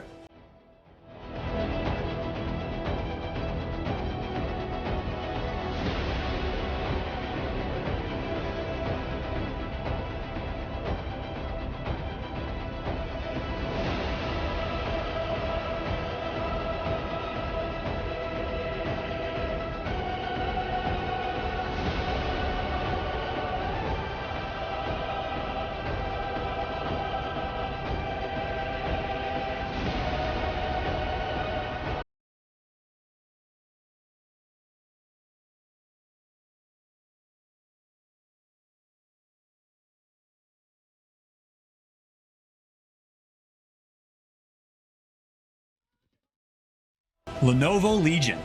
Gaming PCs that are stylish on the outside and savage on the inside. Lenovo Legion is the official PC and monitor of the Apex Legends Global Series.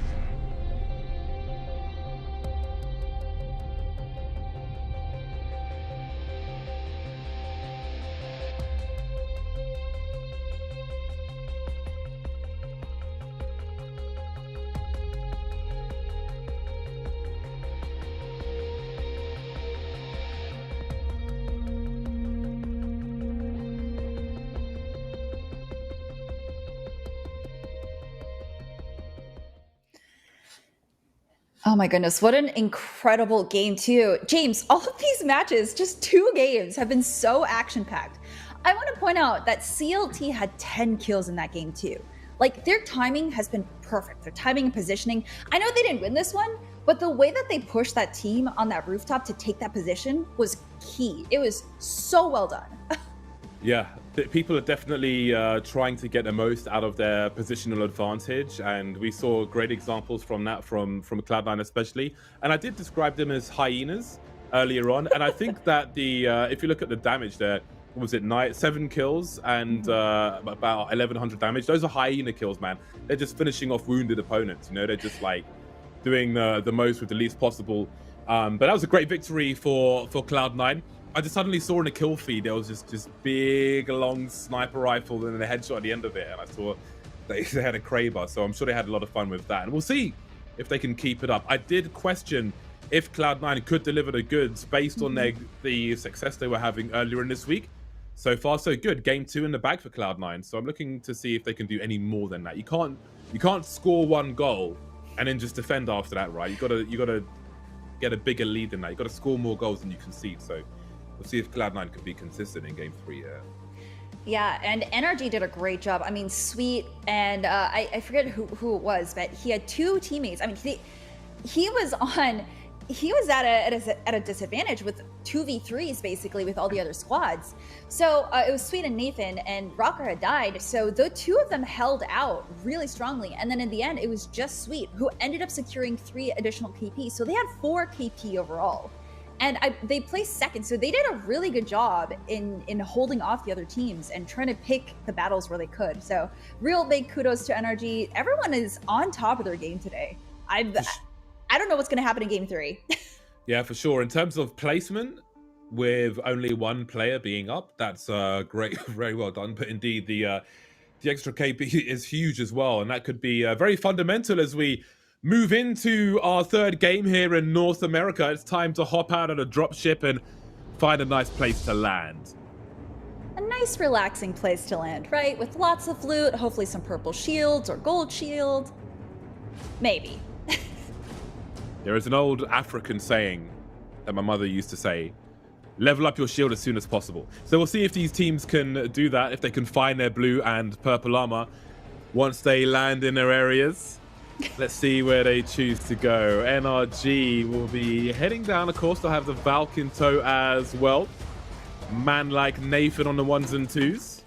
Going straight for the beacon. That map knowledge, just knowing where to go. I mean, if any of these matches have taught us anything, it's that positioning early on is key. I mean, you really want to be into these POIs early, especially something like Lava Fissure. Lava Fissure is extremely hard to defend because of the lava underneath. Sometimes you get lucky and people don't look at you underneath there, but I mean, NRG was struggling for a while when they were below everyone else. Stella, have a look at that. Oh, green my God. ring. That is open. That is exposed to the elements. There's a lot of snow over there. Yeah. Rather them than me. That's, I wonder how it's going to close even further from there, because depending on where it closes, it may get even more open. I mean, this is not a circle that I would want to play in. Yeah, and Cloud9 will certainly be happy. They have minimal rotation, so they can focus on trying to grief as many people as possible. As they said, free KP everywhere. Team Liquid will be looking to try and find some gold armor and such once they're able to finish these trials. So things are looking interesting for them. And of course, TSM have quite the area to loot from. They have a lot of loot they can go through. So I would expect them to have some good shields soon. Yeah, and I think Knights is actually across the way from... Oh, I think there's another team around here, but it looks like this place is going to be uncontested for now. And they're just kind of suffering on shields. 1 purple shield and 2 white.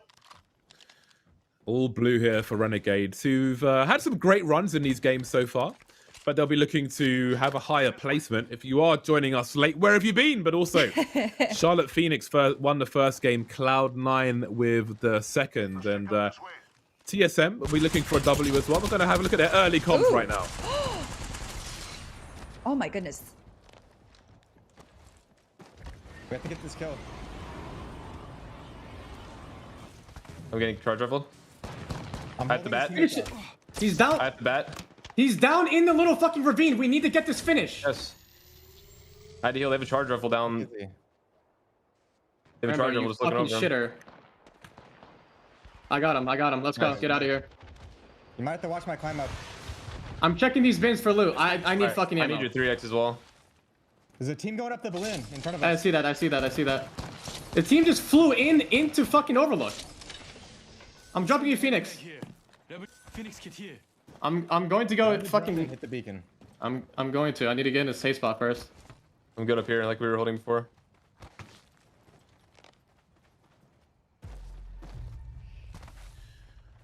I saw Hal just dropped one of the bench warmers team. For a second, I thought Cloud9 were coming, but it was Noct, actually. C9 Noct on bench warmers who got dropped. We'll see. I imagine he'll get res, but it is early pressure, isn't it, for TSM? It is. You can tell that they're under a lot of pressure right now, and they are trying to just make up for the last game. And I understand it. It's a lot of pressure. It is day 3, so I totally understand. Looks like Lazarus is actually moving into the direction of where TSM is, but on the other side. They're getting all the scans here as well. Yeah, TSM may have a number of people flying in their direction as it's kind of midway from further away from the zone.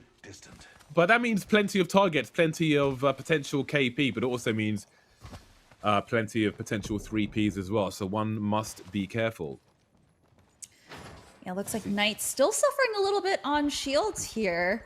With round 1 closing, Asura still has white shields, but I mean, other than that, it looks like their loot is decent, but they are getting shot at across the way. Yeah, such is the trials and tribulations of rotation. Gonna get shot at by anyone who sees you. I want to point out in the killed feed that Noble is popping off right now, downing 2 people, and I think they're in a fight currently, but they are coming out on top. I can see TSM seems to be having a look. They want to find out where these teams are and what they might be trying to do. It's really cool as well watching Hal's POV because he has just a great sense for when a player or a team is vulnerable and when they can capitalize and seize an opportunity. So it is really scary being anywhere close to TSM, you know, which is why I can respect people trying to grief them and take them out early and so on. Because if you leave it up to them to do, then it's going to be even more painful. And I think we see a Rampage causing some problems, and Sweet is trying to get more out of this as well. Yup, oh my god, that Gibraltar went down so fast. Oh, it looks like TSM sees this fight. They're trying to get in some picks here. Yeah, looking to get involved. We have 20 squads up, but we've got 4 players down, and one of them has fallen at the hands of Reps, and we can see Noct. He got peppered earlier, I think, by he got dropped by Hal earlier on, and they definitely did finish off the job, as we can see here. So, to the victor, the spoils. They will take everything they want. So that's some nice early success for TSM, but let's not forget, it's so important to place in the late numbers. And I see Nathan spots a player who's just complete flesh, and Malice Mamba has been eliminated. Now we're down to 55. And Energy doesn't seem to be slowing down at all. Look, going from fight to fight, trying to get different picks and just trying to eliminate the enemy teams as quickly as possible. It looks like they might be doing a rotation or coming back to fight in this fight in Overlook. Yeah, Malice Mamba from team Buff Pathfinder. And I think that some of these teams who came through the pre-season qualifiers may not be, not to say that he did anything wrong in that position, may just be unfortunate, but I would imagine that they may not be as efficient as the more storied players here. So they may be targets for teams who are looking to farm some KP. Yeah, I think it was unfortunate timing. I mean, NRG was pushing them pretty heavy there, and that was the sole survivor. So, you know, getting picked out there, just unfortunate. Knights on the hunt now, looking to take a building at the very least. If they can force this team out, then that may be good enough. They'll get some cracks as well, and that will certainly encourage them to fall away. But the Prowler is hunting for more. We've got one player on the roof, though, so one must be careful. The scan will give them the information. Going for those high grenades, which may land and be a complete surprise, but we've got a bombardment as well. And there's more than 2 teams in this position, so someone's going to be in a lot of trouble. Yes, Sleepy Panda's team looking to third whenever the other teams look fairly weak.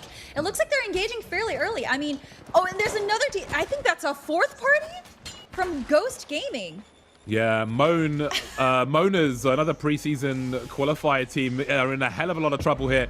Some of them are down, some of them are dead, and they'll be lucky to get away with this with even one player alive. And Ghost Gaming, we did say that they may be a sleeper team to watch. That's a cheeky down, but Joey Blackout makes it into the door, so the res could come through. However, the harassment may continue if they choose to pursue this, because it's 3 versus 2. They can't really res as they aggress the door. The door's been blown off as well. The dome is up for a quick bat, and this may not be the end of this. I think Ghosts are looking for even more up close with the PK.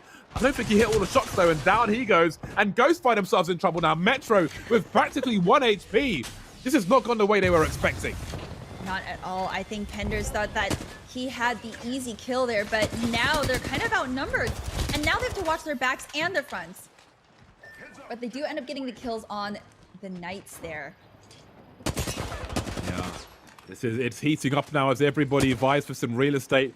Ghost Gaming somehow have all 3 players still alive. We can see Sung running around as well. He's a favorite Caustic to watch. But Ghost will seem to be stabilizing now. I mean, it's not the most comfortable position. They'll look for some intel with the crypto, but they're getting their shields up, they're getting their health up. Yeah, this was just... This push could have gone really badly for Ghost, but luckily it worked out for them, and the other teams did back off, so now they have to defend this position here at this opening. Luckily, they can replace all the resources that they used there. Looks like Energy is still hanging out in Overlook.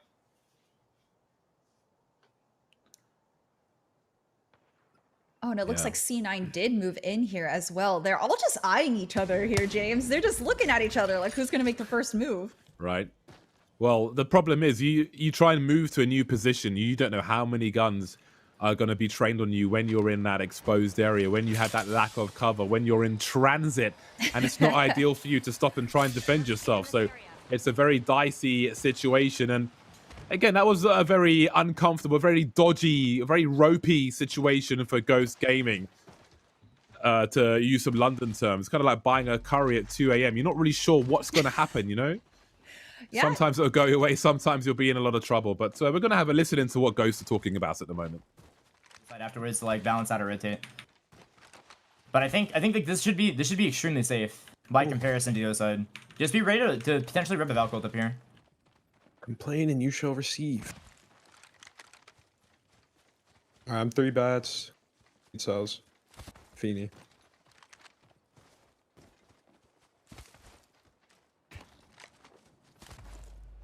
All right, we might just we might start getting really like pressured on Ridge. I don't see anybody on left though. All right, the outermost side is always gonna be the safest. We swing farther left, and we work our way in. Metro, you need to like really group with us. You're very far away, and you're a bub. We have 3 like no safe characters. I didn't see anything in no name to our right. Yeah. I'm gonna swing left, and we're gonna work our way towards this building, and then go towards subway.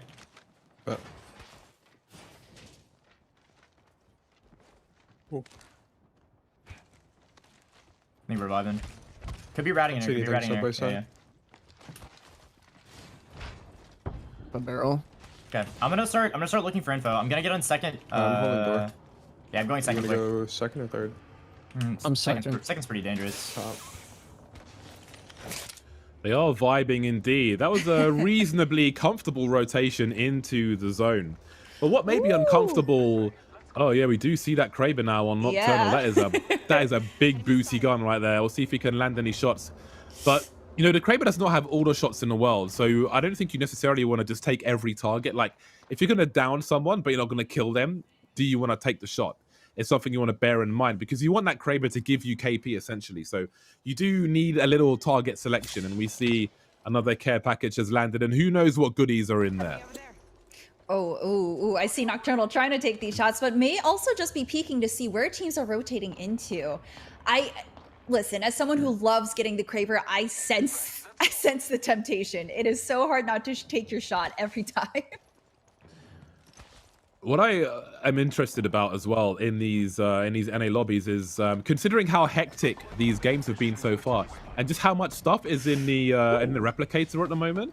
Purple backpack, purple helmet, purple bolt, Digi threat as well. Maybe less important. I do wonder how much people will spend time on replicators, considering you want to get batteries out of there as well. A Nocturnal teasing us at the moment, just having a look-see, but not quite pulling that trigger. Yeah, I think it's smart that he is holding back, because then that also alerts everyone in the area that someone has a Kraber and may not want to peek. So he's honestly being pretty smart in playing and scouting for his team there.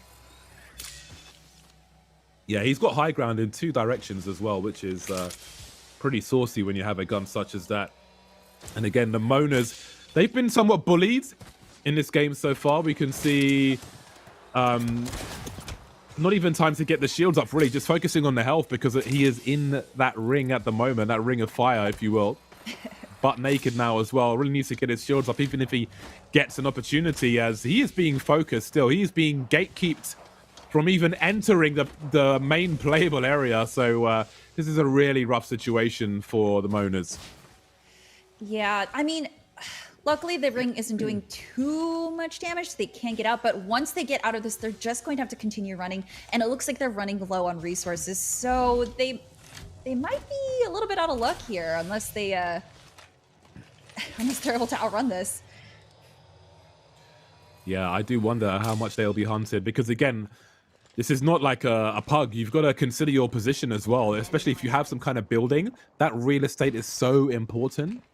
I think in many cases, especially with that kind of range, you know, once he's made it to the zone, like, you got to just leave him and hold your position instead. Yeah, and we did talk about how open this area is. I mean, look, even from this trailer, you can see so far across the map. So if they're coming in late, they might just get hit out of the circle. TSM seems to be getting closer to Team Liquid, and if that Kraber lands, I don't even want to hear the comms. Oh. That's going to be very, very interesting indeed. And you can see NRG also spotting, just keeping an eye on things. Again, you just want your bullets to count, you know? You want to be as efficient as you can with your weaponry. See if TSM get to red armor soon. They've got some nice space inside this building, which is also important. We can see that Kraber popping off in the picture-in-picture as well. So Moners have bled out to the ring. Yeah, so unfortunate. the pressure just did not let up whatsoever. Well, it looks like TSM is catching a team outside with no cover. You see the Gibraltar domes, and while they do give you cover, it's kind of a huge red flag to everyone in the lobby to go ahead and look at you. Oh my goodness, and stay naughty with those wingman shots on the Valk ult. Oh, is that too? Disgusting. So what happens when they land now? They may not be the only team who's targeting them flying out the sky, but they're excited about it. You can see that scan coming through. They want to get something from this. I think I may have just heard a Bloodhound ultimate as well. I'm not sure. I don't think it was from them, so maybe a different team. So things are getting very interesting indeed. You can see Renegades playing the edge. They've got some space though. They can hop down. There's no one above them for the time being, but things may get a little awkward for them as they have to press on. We can see Legacy Mexico have been eliminated. Got to keep an eye on the representation there. The people flying the odd flag for a country. So Legacy Mexico would be one of those teams here in the NA region. Shout outs to them.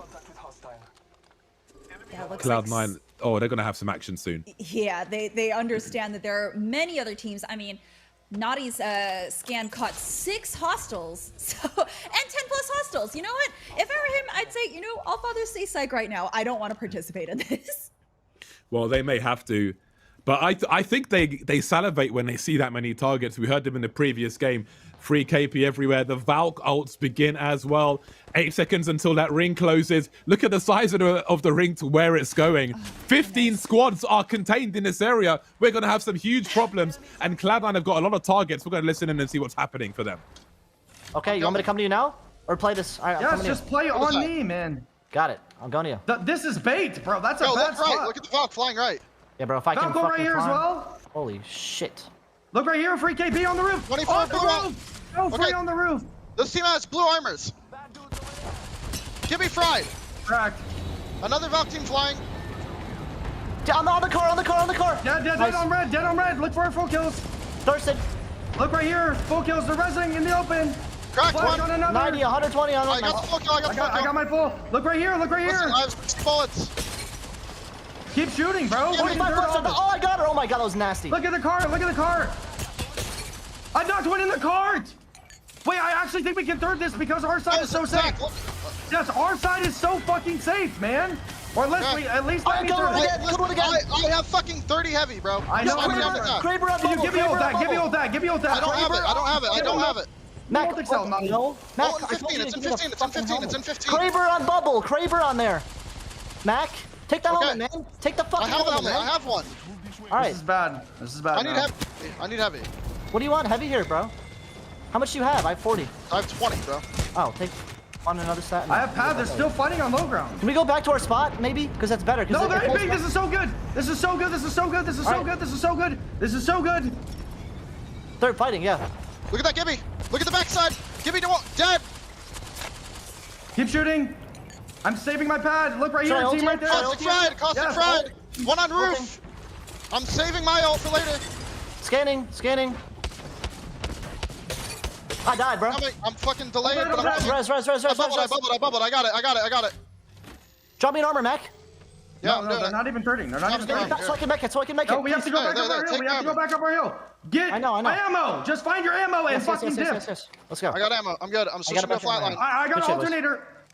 Nice. Oh, give me that shit, bro. Shut up right now. Let's go. Drop it. Don't say a word. I can't. I don't have time. I don't care anymore. You're weird.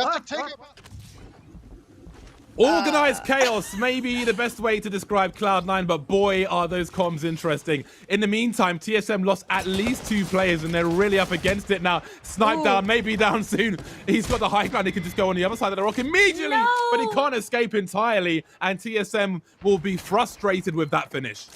Yeah, it looks like Benchwarmers took out the entire team of TSM there. They've got to be feeling sore about that. And I think it's been pointed out that that's the second time TSM got 11th place. Yeah, that's rough. That is really, really rough, and they will lament the success that Cloud9 are having at the moment. They thrive in the chaos of things. Cloud9, you can see their comms. It's interesting because it's not the most efficient, but it's what works for them, and that's more important than anything else. And they're looking to shred even more. Abraleli with Dank trying to hide behind a care package. That's not going to work out for him. Zach's in trouble though, and Cloud9 have to stabilize now. I think we've got a res coming through. Indeed we do, as Stay Naughty tries to cover with the alternator. So far so good. Zach Maze is back up. Got to pop a bat immediately, and that scan will certainly make people think twice about pushing as well. Oh my goodness, what do you even do when you scan that many people in one location, especially under one building? You shout, free KP, free KP, free KP. Yeah, it was with as hectic as their comms are, I am very impressed that they're able to just make use of every single call out and focus fire. I mean, their teamwork has been incredible today. It absolutely has, and with 6 more teams remaining, including them, they've got some more work to do here. You can see NRG just chilling in the truck for now. Again, they don't want to be out there taking damage. You don't want to come 6 by something going wrong for you, so you got to be real careful. Yeah, I'm a little surprised to see NRG with 2 purples and 1 blue shield, especially going into final circle. I mean, round 6, this is going to be rough. Yeah, we can see Premier GG. Oh, where has that come from? That's a nasty surprise, and that has become very awkward indeed. Get a quick bat. So they're chilling in a truck as well. And we can see SMP now really trying to hold on to the everyone's trying to hold on to the buildings as much as they can, but Cloud9 have the highest ground, I believe, and that may be the most important thing right now. Yeah, oh, Cloud9. Alberlele goes down, but Stay Naughty and Zach are still in it. They might be able to get this res if people don't focus on them. Yeah, that was a really clutch pad, especially because the zone was right around the corner. And I think they're too deep on the high ground for anyone to really punish that. NRG still chilling, just staying out of it for now. If they want some more KP, they can get it later, unless an opportunity presents itself like that. I don't know if he gets res, especially with the zone coming through. Cloud9 are starting to rack up the kills as well. So we're going to go down to 3 squads very soon, I think. 5 squads left as the circle gets smaller and smaller. NRG is going to have to push out of that soon, but for now they are holding ground. Looks like Cloud9 has the higher ground. They're able to see everyone that's left right now. They might be in the best position to push into this fight. Yeah, with all the action, bombardments and so on, the Bloodhound ult certainly helps, but it has come and gone already. Just trying to dance around the bombs, but I don't think he's going to be able to do that. He can still heal, though. That's what the high ground gets you. No one really has an angle to do anything about it. We're down to 3 squads now. Cloud9 Yes, they're in a good position, but they are taking a lot of damage as well, which means heals. Alphalele currently naked, trying to get a shield cell up. The alternator could be clutch in this late game. Somehow, still 3 squads. The high ground might not work out for them. Alphalele now the last man standing. Can he deliver for his team? Still 3 squads. The zone's not helping either. Reloading the shotgun. Who's going to take it? Who's the last team? Hey, it's Exet here now. Just trying to finish off the job. NRG will be the team focusing on downed players with the shotgun. NRG just clean through. That was madness. Oh my goodness.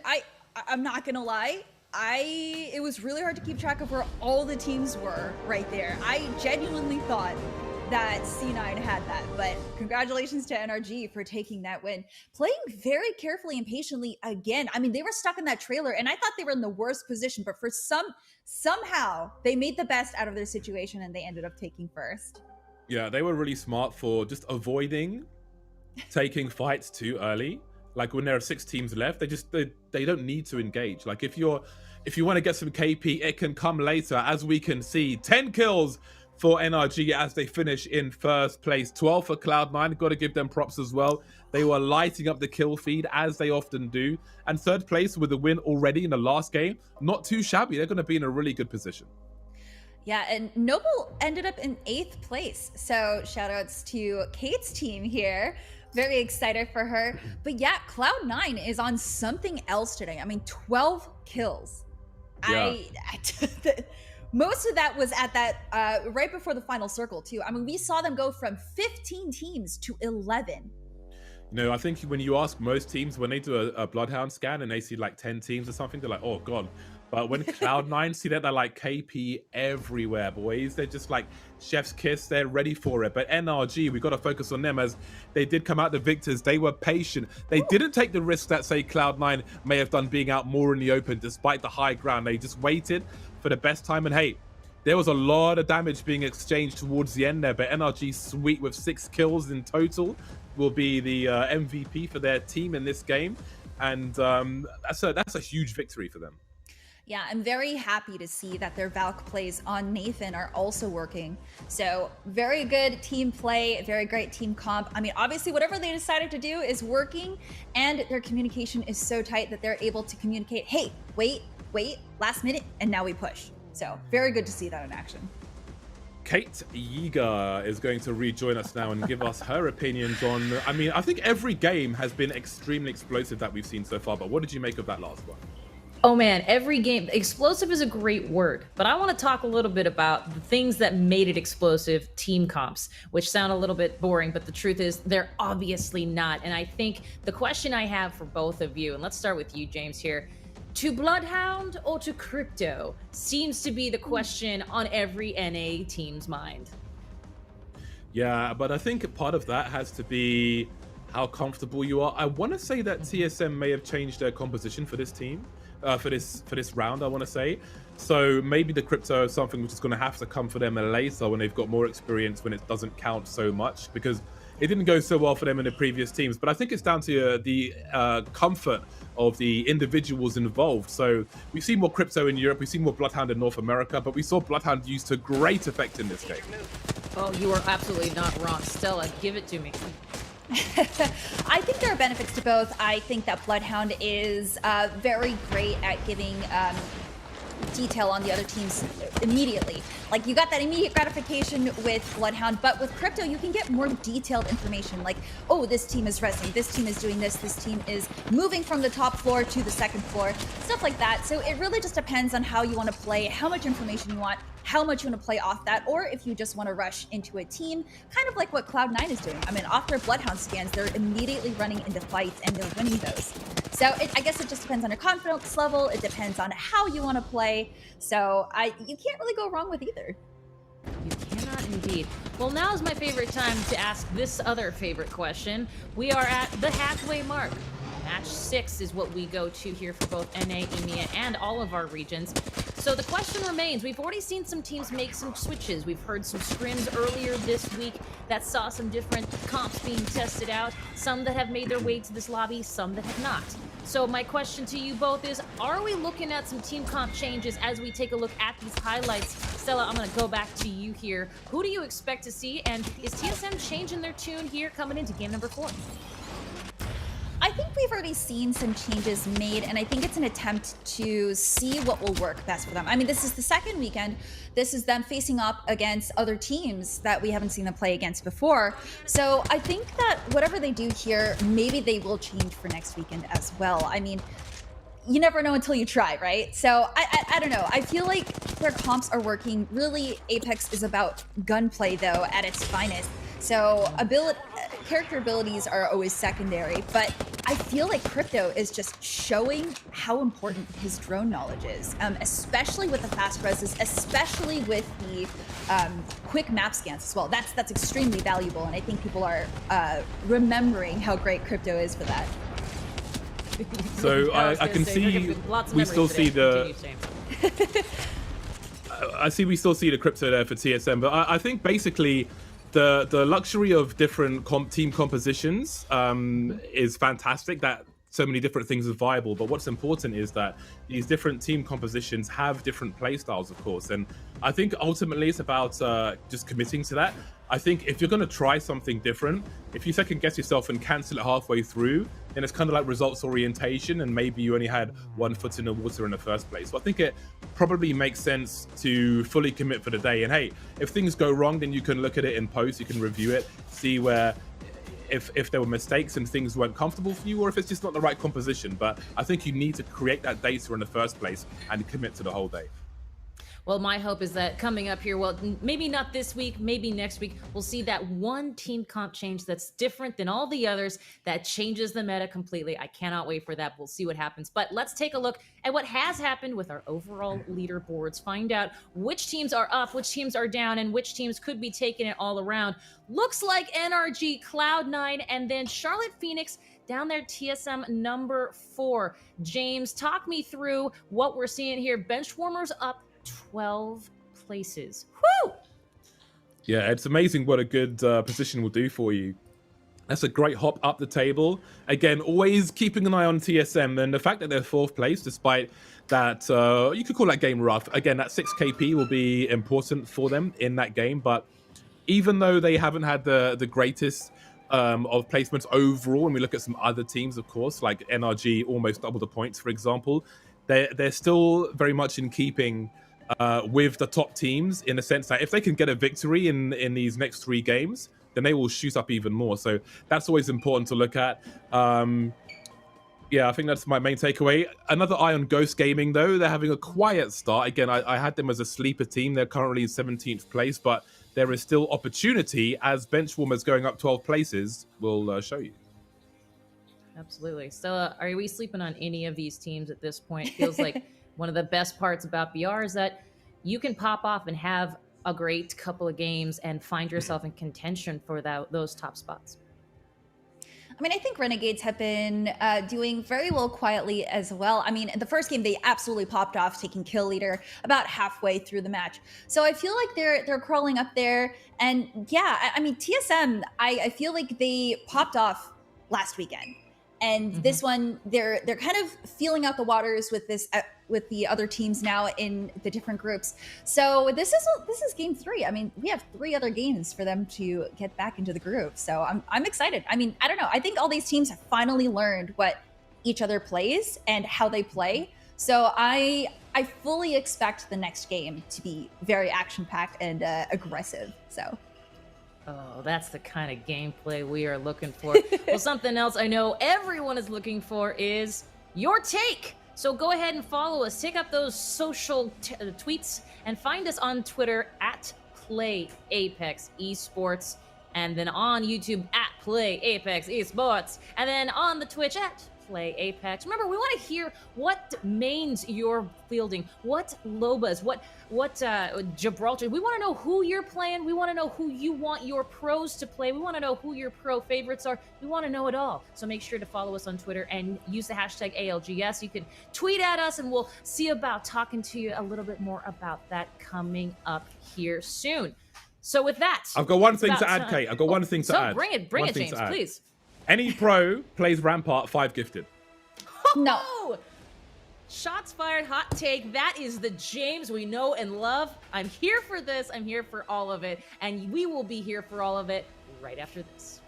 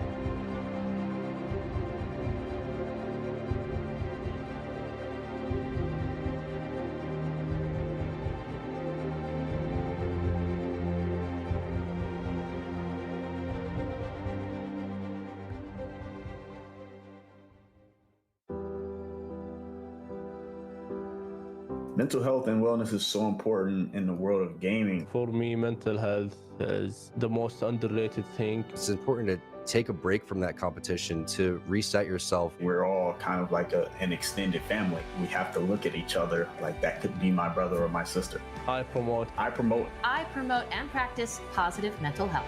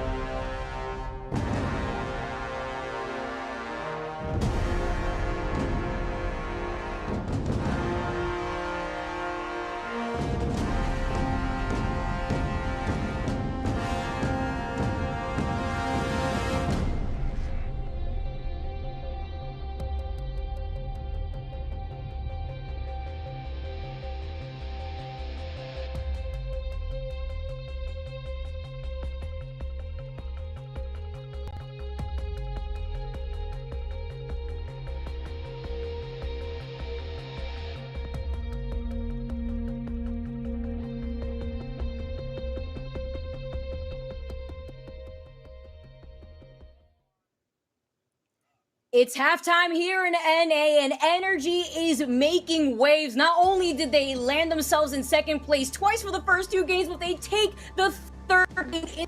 Energy is a completely different look, looking at their performance in comparison from last week where they ended up in 12th place. 55 points after 3 games, Vicky. Absolutely phenomenal start here for Energy. You really couldn't ask for more. I know the people in the chat are getting hyped. I saw all those Energy emotes coming through. Keep the hype coming. Yeah, absolutely, guys. They need your energy, or maybe they don't, because they said it before on social media, and they'll say it again probably here. They were happy with their performance, and it really shows with the way that they were grinding in the past week, bringing together a completely different show, prioritizing their rotations, and I think that has been the key here for Energy. And of course, I need to highlight Sweet has been on a different level all day today. I don't know what he had for breakfast, but I need to know, because I need to be able to get my games and clutch out the games in the same way that Sweet has been for Energy today. He's eating noobs for breakfast. That's what he's doing. He's going through here and just dominating in this lobby. But you know what? Game number 2 is huge for them too, because you said, or we heard them in the comms. Hey, we're playing for placement. Guess what? They placed second. They picked up kills along the way. All those points really matter here. Another team that I'm looking out for, C9. Wow, they're a fun team to watch. Yeah, absolutely. I love hearing their comms too, hearing how intense it's been. I mean, to be fair, every single team that we've kind of tuned into has had intense comms, but I want to highlight the way that they were able to really keep their heads straight together while also maintaining a pretty superior positioning. And we talk about positioning here. Energy, not only did they manage to get the scan already, wasting no time with Nathan on the back line, but there are split up a little bit so that way they could cover some more space when it comes to getting this loot. To be fair, if you know, in the chat. Come on, to be fair.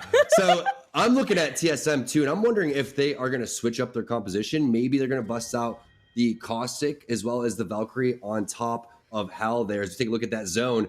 I'm feeling Geyser. It's definitely hard pulling over towards that side. Could potentially pull over towards the south side of that choke too. So we'll see what teams like to play the choke, which teams are going to go over towards Big Mod, and who's going to get inside Geyser. It's going to be chaotic here. I'm just thinking right now with a lot of the squads that we're seeing currently within that next circle, as you can see, Geyser is going to get heated real quick. You can see Fragment too, with a lot of these squads having to rotate from the northern part of the map, Tom. You have to assume that choke point closer to Geyser by the Overlook area is going to be extremely contested, especially with that new area that you could take kind of like that back road to flank, but when you go into the tunnel next to Geyser. Look at the purple armor for Sweet. They're going to try to loot as fast as possible. They have been having some good rotations, double rotations, portals when you absolutely need them. Nathan with the redeploy when you need that as well. And they're also going to be picking up some kills along the way. Playing Edge, having a phenomenal day so far. No repeat winners yet today, though. Charlotte Phoenix with game number 1, C9 game number 2, Energy with the game 3 win. And it's kind of been the theme here, too, with a lot of these teams now just trying to figure out a way to maintain that consistency. Energy really being the only team being able to get second twice. Maybe not be first, but they still secured that win. And you can see here, Energy, as they make their rotations over to the train tracks, they see some action happening in the direction of Harvester. Yeah, Harvester's not really a spot you expect an early fight to go and take place, so we'll see exactly how they want to go and approach this one. But it is a better landing spot now that they've added that beacon in a couple of updates ago, so it's nice to see some love being thrown over towards that side of the map. It's another great POI as we take a look at that first redeploy coming out for Energy, and ping's going down. And this is also going to allow them to get a scan on the ground to make sure that wherever they're rotating, it's safe, and they can note where some of these squads are currently positioned, as they are going to make their rotation over to the next jump tower before catching another squad who've also been able to take that jump tower out of it. It's so scary going up these instead of going for the Valkyrie redeploy. It's always risky if a charge rifle, a scout, anything could land throughout all of these. If Energy gets hit going up the rope, they're going to have to bounce down immediately. Looks like they're going to be safe for now as they approach that bottom area of Lava Siphon. Scan coming out, bubble scan. Or Renegades, they're going to be able to find out where zone number 2 is going to go. Meanwhile, I'm curious to see what the rotation for TSM is going to be as well, as we see Mercy, Presley, and the rest of that squad down below. Yeah, also having all blue Evo shields. Renegades looking a little bit better than Energy, holding onto 2 purples, and of course it's only having 1 white onto Pow Pow. But Energy, as they do make that safe rotation, they have to know that they don't really have the Evo shields to take these fights, and this is what I was worried about originally. Sweeping the only one with the purple Evo, this squad's already sending it forward. Once you see gray armors, it doesn't matter who it is. They're going to go and push you throughout all of that. You can see multiple players at the door. Energy worried about the armor situation. They haven't even landed damage yet this game, and they're going to bounce out. Yeah, they're getting out of the situation. I don't blame them one bit. They don't have the Valkyrie redeploy either. We just saw them use it at the very beginning when they were passing Harvester. And it's nice to note here with a Crypto Drone actually catching somebody in our little cam here. It's nice to see how a lot of these different compositions have provided its own benefits towards these teams and their own playstyle. And Energy, they're prioritizing positioning here. In the bottom right, you can see TSM. They are sitting currently in 4th place with 27 points overall. Best placement for them. 3rd place in game number 1. They're picking up some decent amount of kills along the way. Fragging out with 17 kills overall. And they look like they're going to go set up over towards Geyser. Like we anticipated, a lot of teams are going to heavily favor that side of the map based on what they're seeing from the first scan. That's why this is so important to make these rotations with Energy. Even though they're a little lackluster in terms of their shield, they want to make sure that they're not the ones getting circle kept, especially when it comes to this area right here, Tom, because you're kind of forced to traverse through that open ground when it comes to trying to secure one of these buildings down below. They're still just poking around trying to figure out how they're going to go and approach this situation again without the Valkyrie redeploy. Still a couple percentage on that one. Not many options. Fortunately for them, they're not forced into any type of situation that they don't have to be. Meanwhile, back on board with TSM, seeing where they're setting up. Again, inside Geyser.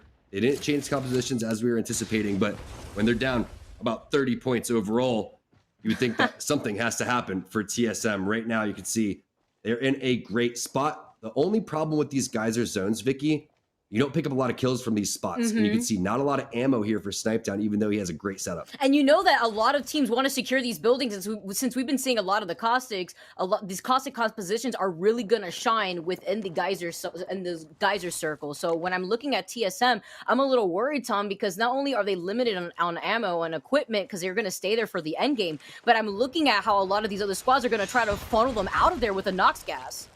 These pro players are so well balanced in terms of knowing how to play these zones. This is another one of those priority positions that can be locked down. That's Benchwarmer sitting in 5th place, 17 points. That just goes to show how top heavy this lobby currently is. There's a big fall off between 4th and 5th. Again, TSM in 4th with 27.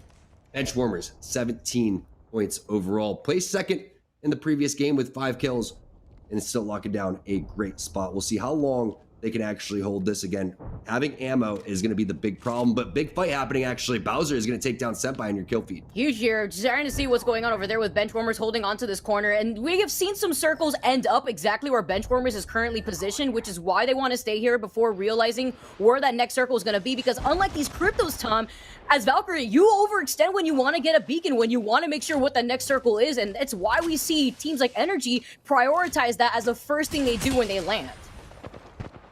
There goes Era. That was the fight that we were talking about. Stunny Tech and Bowser. Bowser with the initial knock. Looks like res has happened coming on over towards the side. Now that player is crouching around the corner still, so he's still down. That's the Gibraltar. 2 players stuck inside of this train track. Senpai is down. Another player fairly weak. That's 2 knocks coming in from Bowser. Bowser's popping off. He was up there in the front lines by himself. He manages to dip away with the shield battery, but with the Bloodhound scan, it's nice to note that there's another squad right on the other side of where Bowser's pressuring and trying to pinch this squad in the train. Had an opportunity to team with Bowser and Six prior before they picked up Nicewig, who was a great pickup, and they ended up winning the ALGS. Bowser is just an absolute slayer. Now it's up to Casellos defend himself off in this 3v1. I just don't see it happening. The fact that he was hiding behind the knockdown shield and manages to throw out the Arc Star, but it was one Valk and an Arc Star and a Dream, and I'm not too sure if a Dream is going to be enough here with Bowser being able to take out your entire squad. Now the follow-up from Tech Candy, they're going to finally finish that out, and I'm so surprised here as Castelos lived for quite some time, and now Noble finding the opportunity, they're moving in. I think the big thing is they understood there's a third-party opportunity. If they end up going in there lackadaisical, one player gets knocked, next thing you know, Noble's pushing in on that, and Kate's gonna smile because that means her predictions are gonna be right. But NRG, they were waiting for that Valkyrie redeploy. They are just gonna get out of here. It is too hot. There's too many layers of teams. They're playing Ring Around the Rosy with their rotations, and they're going right back where they came, and they should too, with the amount of pressure that these squads are laying down onto Energy. They kind of got booted out of that position, and they don't want to risk staying there longer, especially since they still couldn't find any better Evo shields to work with. I'm curious what they're thinking. Let's hop on board with the team sitting in first place. It's NRG. Wish our teach shields. Pop one real quick. Imagine. Oh. There's a Phoenix right there. Oh, and That's it's a good-ass loot 4 right there. Oh my god. Yeah, and a purple light. Oh. As long as I got it like that, everyone gets one side. Everyone gets one side. I got the other side. There's a purple. Oh, purple bolt. Oh my god. We can craft bolt.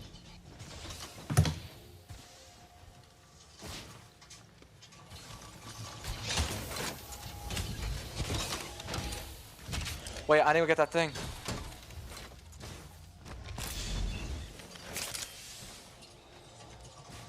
Bro, not even trolling. It's level 2 gas. We could literally craft this entire time and walk in late here. And just get max loot. I have one med kit, 4 syringes. I'm only gonna have a med kit after this crafter. I think we start going now. Yeah, good. But I'm juiced though. Like, I need to craft a med kit. Hold on.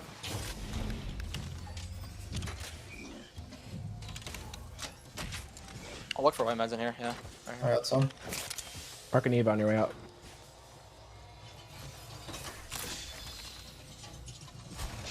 I'm on it. Where are we going? We're just gonna try to like walk in late underneath this. Go. Is there a team on this building? Can we walk in? Let's go here.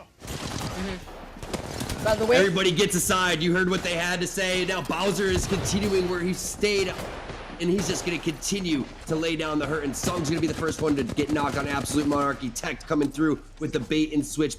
Batteries being popped on both sides by Sunny and Bowser. A nice scan, perfectly executed team fight happening right now for Era. Immediately seeing all the chaos go down right now. Era winning this team fight, being able to replenish those shields is so important, and they've noted already there's a squad right behind them, and they need to be wary here as that squad notes that there's been some downs already coming out with Era having to heal up.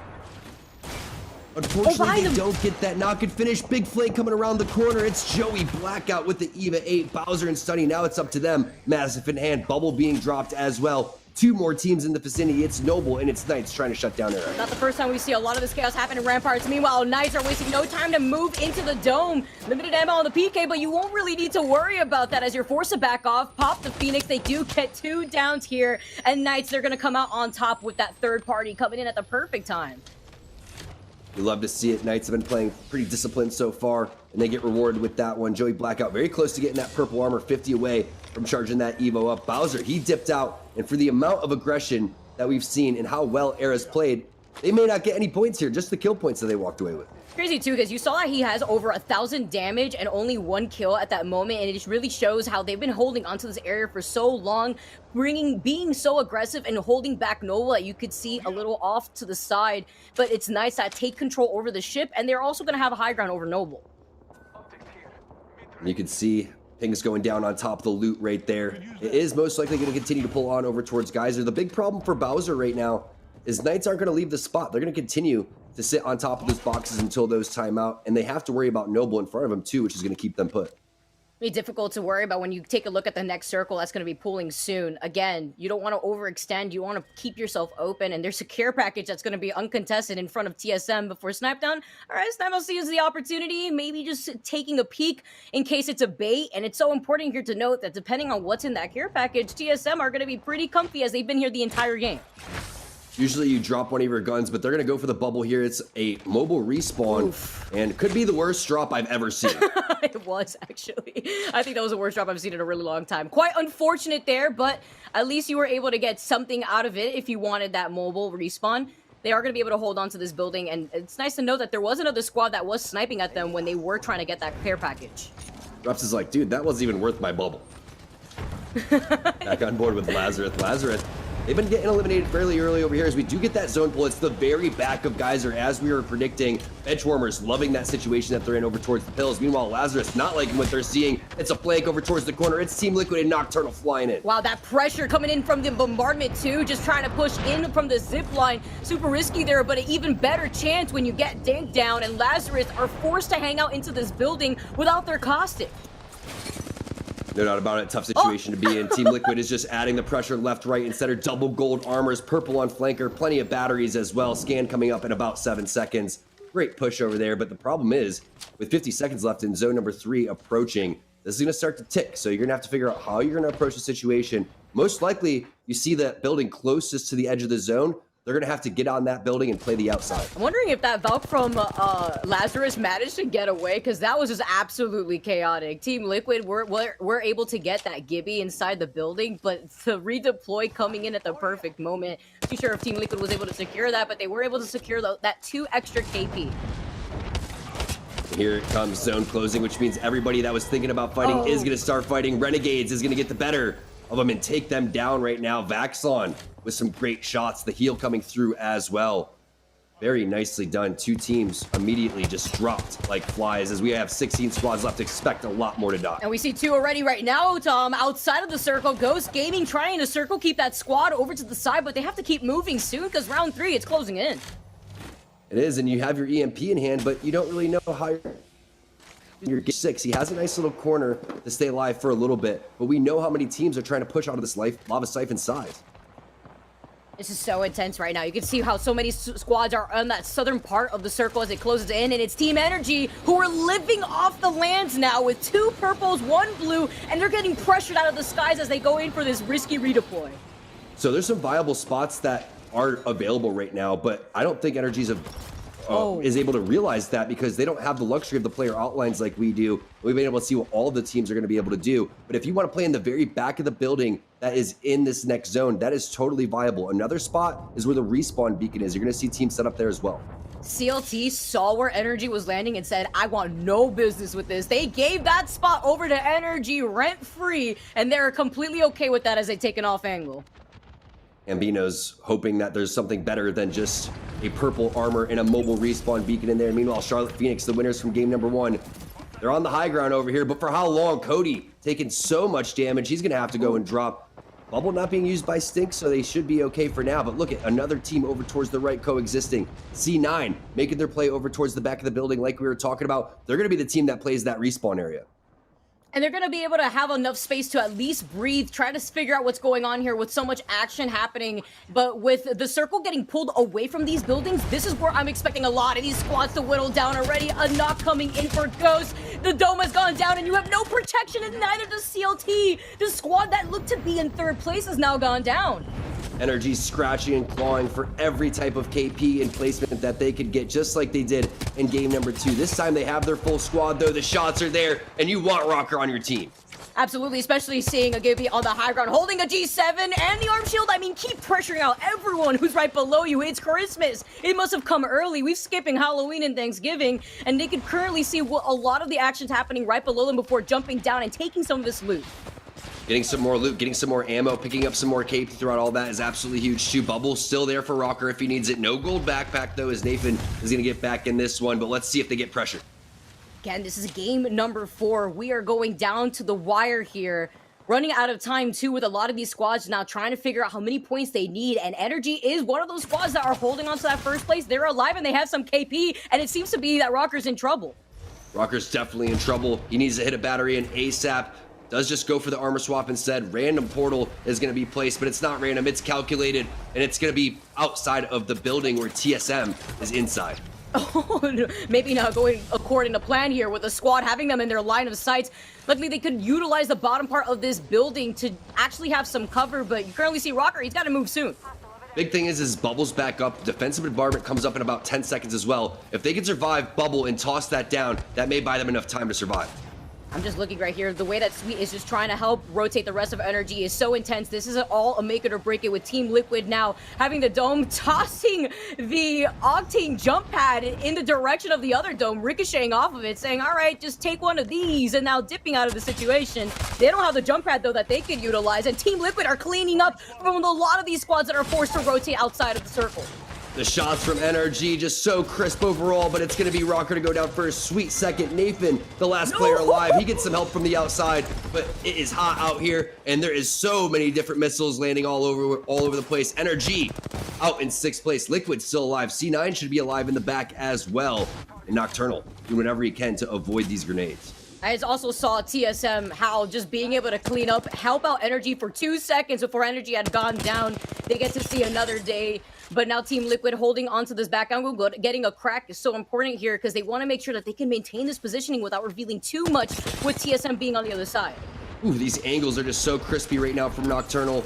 Running past all these death boxes because he understands that he wants to add the pressure onto TSM, who push into bench warmer's spot. Bubble does go down for reps. He's fairly weak. No batteries, though, so this is a tough situation for TSM. Oh, yeah, he's going to be out of commission for a while, too. Oh, he has the Phoenix kit, though. We take that back. All right, just for about 9 seconds, and then he's back into this fray. Snipe down. Even though he's healing up, may not want to heal up fully with the shield with the EMP coming out, but it's actually Hal's EMP who helps secure that, and Snipe down with a follow-up. What better way to clean things up for TSM than a follow-up from an EMP, and that's exactly why we're seeing this composition change coming out from this team. Well, if Reps needs batteries, he's going to find them. There was 3 on the ground right there, multiple death boxes as well. Great job from TSM, pushing from the inside the building into the priority spot where bench warmers are. Now we have a 3-on-3-on-3 situation. TSM now have been able to take control over the side. This is something I was noting before where circles have ended here so many times in the past, and TSM were in the perfect position to be able to get here as quickly as possible. We've noted that they were inside that building right behind them for the entirety of the game, and now C9 taking this roof, they have the pristine positioning in comparison to TSM. One of the most classic end zones in all of Apex over towards the back building in Geyser. C9 on the roof, Premier down below him as well, and TSM on the outskirts looking in. We'll see exactly where this zone pulls. Typically, it goes to right outside the door where Premier is. Funny seeing all those medkits in front of Hal. If you want to hide your crypto, just toss a bunch of loot in front of them. Maybe nobody would notice at the same time. But they're going to hold this position, and they're going to see what's happening here. Taking a look at the fact that you have C9 right there down the high ground. You have another squad right below you, and they don't want to be the ones to overextend because then they'll be on the open ground, and they don't want to give up this positioning. We'll see how fast Hal can get his EMP back up. Snipe down, most likely won't need that Valkyrie redeploy. The big thing is what is C9 going to do with Premier directly below him? How are they going to avoid that pressure and fight when that time comes? Oh, the mobile respawn beacon? That's some extra cover if I say so myself here. And they are just going to hold this crate. There's no reason for either of these squads to try to overextend. They're just going to wait for the circle to close in to force out these fights. Exactly. Right now what they're trying to do is get armor checks. They're also trying to just show presence back and forth. Main thing is don't take a lot of damage. Don't take unnecessary damage. Especially don't force your bubble out. You're going to need your bubble here when this zone closes. It closes in about 10 seconds. Not only that, 1 minute and 30 seconds for that zone to absolutely close. Hambino inside with the bow check bow. Something that I'm worried about here, and just thinking crucially with TSM having Hal on the crypto, that EMP is going to be so important to prevent some of those bubbles from coming out at the time that they may want that bubble to come down. Now the circle closing in, and this is the opportunity for those 2 squads in the building to jump down. Exactly, but you have to slow play this one. The zone just creeps up on you. Snipe down, taking a little head glitch right there. This is what we were talking about with the end of EMEA when you want to go and take position. Not just position where your team is. Individual position means just as much. Don't stay out in the open. Use all of the cover in your map to your advantage. Big nade coming in from Zach Mazer. But look at the little things that TSM is doing. Laying down these mobile respawn beacons. Having that bubble used is absolutely huge. TSM wants that back. It's a party, basically egging them on. You know, if you have anybody to res right here, just kind of give us some points. Or we could just use it as some extra cover by the crates. Great way here, but they're getting bombarded with these grenades. Currently, Reps and Hal are low, and Hal goes down. The arc stars showing how lethal it is, and then they're giving bombardment to top it all off. The pressure from C9 also Premier is helping from inside the building as well. They are not allowing TSM to live much longer. A portal was placed as well. Snipe down gets knocked again over towards the side. We know that Reps is already down. I believe Hal is the last one. There's a little bounce pad to possibly grief him. Zach trying to make his way around the corner. That was, I believe, another portal coming in from Premier as well. That's TSM going out in third place. C9 has the advantage. They know all members of Premier have to come out of this door. I love the positioning from Zach. He utilized those crates for cover, and now he's able to move right in, not missing a single shot with the EVA 8. He gets them down, and C9 are your champions for game number 4. What a game by C9. Holy cow, we get our repeat winner in NA today. It was game number 2 for C9, game number 4 as well. The execution just so crisp. The prediction to get to the back over towards where the respawn is, and then finishing it off in style.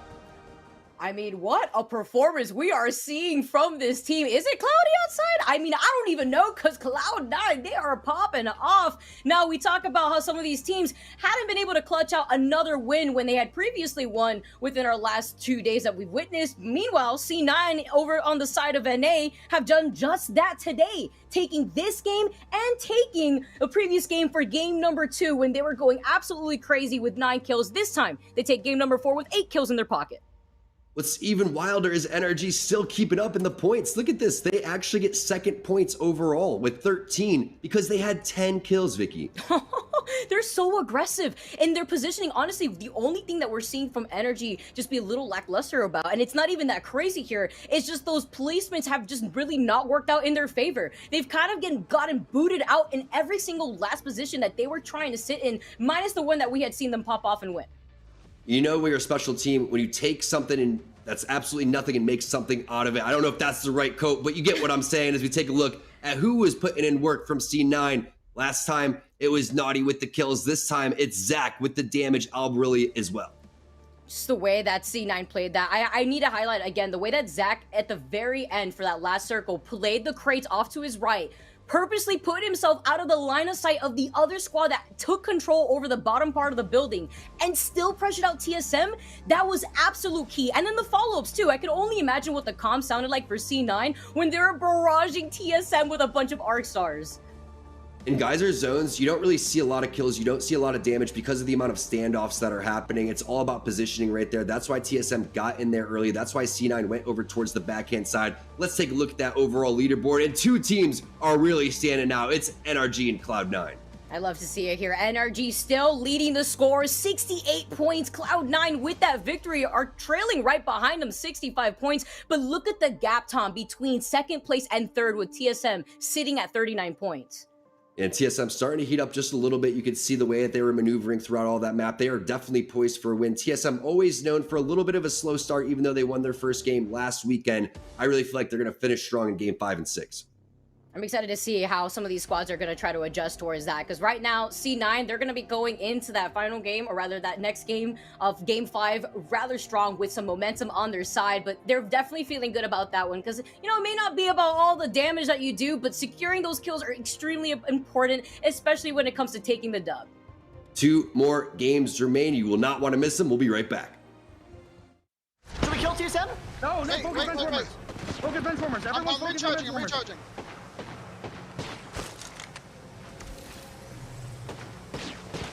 Shoot through that crack, shoot through that crack.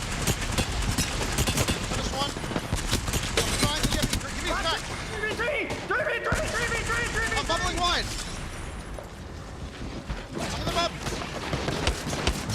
Wait, crack! Shoot on that wraith!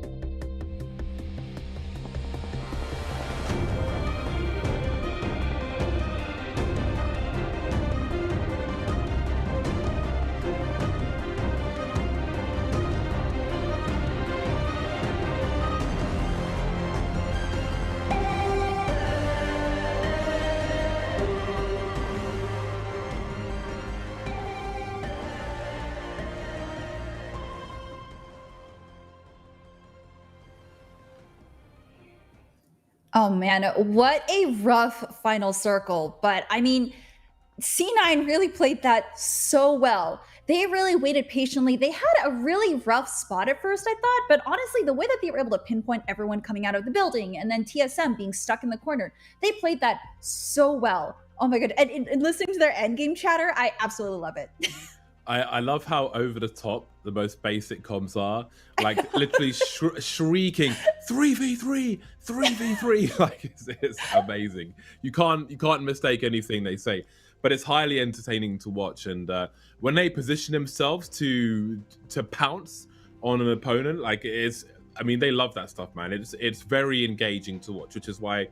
Well, I guess it's part of why I picked them today. I think they can do it effectively, and they certainly did towards the end there. Some calm Eva 8 shots certainly helping out with the W there. Second victory, and there's 2 more games to play, not even just one. We've seen before some people win like a game and then the last game, but they've got 2 more games to target. So now my question is, can we see a team win 3 games in one day? I don't know, maybe they're on top of their game. I'm so mad. I they were my prediction last weekend. Where were they where were they last time? I'm so sad. But you know what? It just means that they're getting better and better, so I'm very happy for them. I also want to point out that NRG had 13 points over TSM, who ended up in 3rd place, and TSM had 12. So TSM needs to up their game. I think they can. I mean, like you said, we have 2 more games left, but that increase from 3rd place and 2nd on the leaderboard currently is a pretty significant gap. So they're going to need some really good games. For sure, they will, and it probably stings a little that it was Cloud9 who eliminated them towards the end, but they've had either they've gone deep enough or they've got some kills, which keeps them in contention. They're still climbing, even though they haven't got a W for this week yet. So that can have a massive impact in their score. So we'll find out if they can convert in these last 2 games. Hopefully, they will hope. I won't say hopefully, but they will hope that the rings will be kind to them based on their position on drop. And it is time to drop in game number 5. Ooh, I wonder what we're going to see this time. I mean, these circles have been intense, James. Like the last one, that one had barely any cover. I mean, we saw TSM dropping their mobile beacons trying to make extra cover for themselves. I feel like last week to this week, we have been blessed with insane games every single time. Like nail-biting, gripping games with the sheer amount of teams which are in a small ring, the particular teams who are engaging each other, and like there's just so much to enjoy here, and I expect that this will be the same as we land with Era Eternity. Blue Armor off drop is a great start, and Big Mord can be a busy area depending on how the rings look, because we've seen a lot of teams there earlier on today, but perhaps that'll be the case for now. I don't know, but there could be. I'm interested in what the gold weapons are that are in there at the moment. Are we going to see like a gold charge rifle or a gold longbow come out, something like that? And we can see it's another open area around that epicenter position. It was a slightly more to the right, I think, a few games ago, wow. but it could end in a similar ring this time as well. I honestly kind of want to see it end up in Fragment. That would be a nice circle. That would be a nice circle, yeah. That would be a spicy one. And every game has been pretty damn spicy so far. Can see Cloud9 just chilling again. They've got a lot of area to work with, so they'll be moving towards that green ring pretty kitted up sooner rather than later. Yeah, and our last game's winners, Cloud9, seems like they're picking up some decent loot. Looks like they have their loadout almost instantly. Zach is still on white armor though, so once he gets blue, he might be okay for a fight.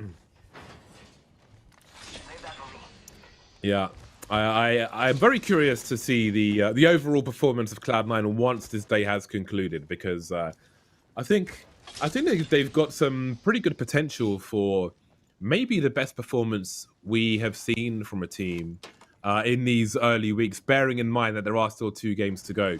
But NRG, they are the first team that we highlighted as ones to watch, and they've got more work to do as well. You can see Absolute Monarchy full blue now as they continue to dance around Big Mord. Oh, they're hunting Era right now. They just moved into where Era is, so maybe we're going to see an early game fight. They know that the other team is inside. They're just not entirely sure where yet.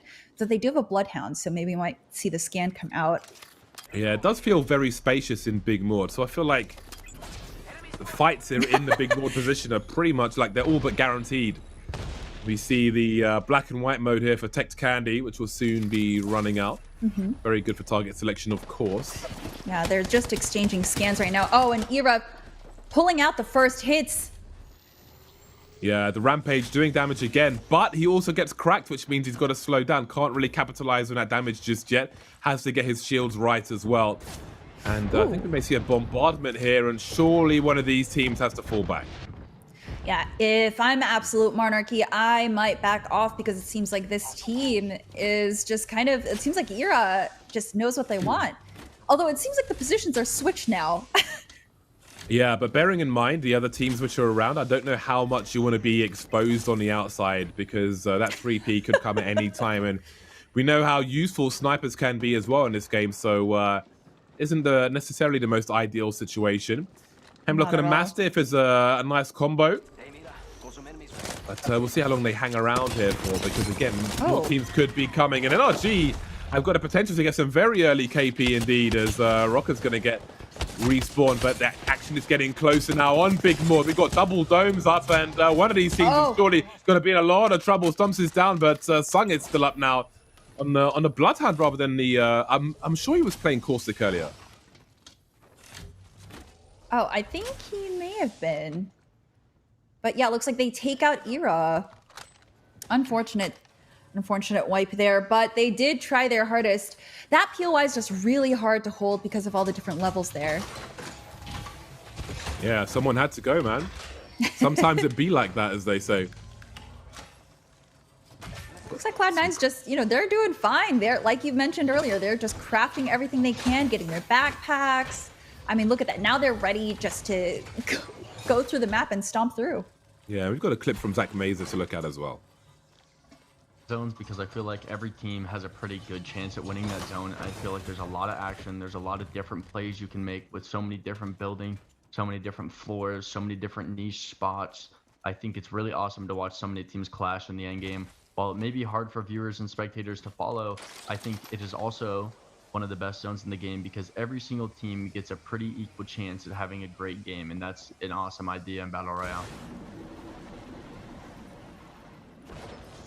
Very calm words from Zach Mazer. All things considered, when you listen to the comms, like that is certainly the calm before the storm.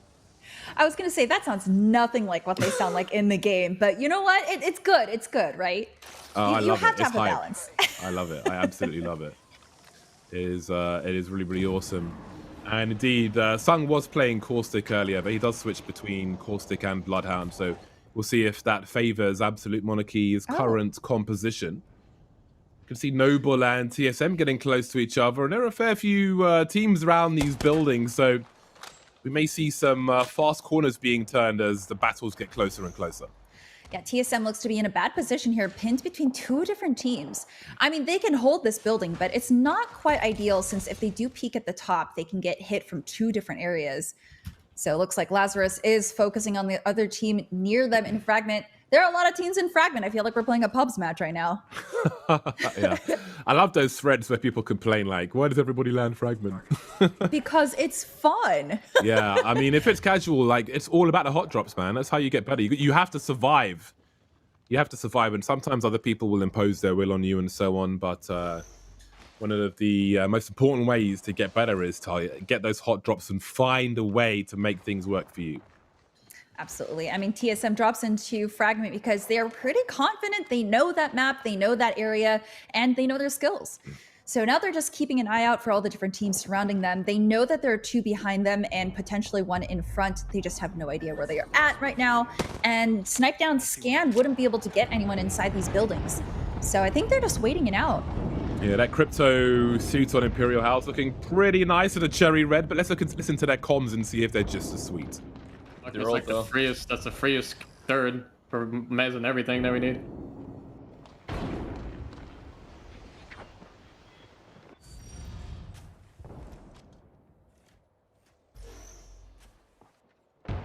If you have crypto, you can crypto right here and kill that team and the green room team.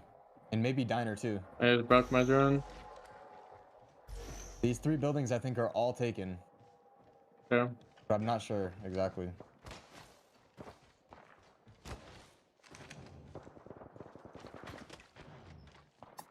No way they go all out and fight right there. You would think. You would. Might be energy sweet dreams in there. I'm gonna crypto.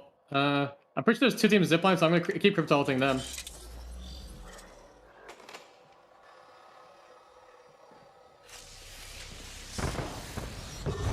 Yeah, there's 2 teams. I just did a fuck ton of damage. Take my armor. I'm gonna try and charge rifle people up from top. I made him pop their barrels. You should swap armors with him, unless he has a long range. Who what? Do you have long range type? No. Yes, I just picked up a charge rifle on the ground. Okay. Biggest armor should always go on Valkyrie. Unless he doesn't have long range.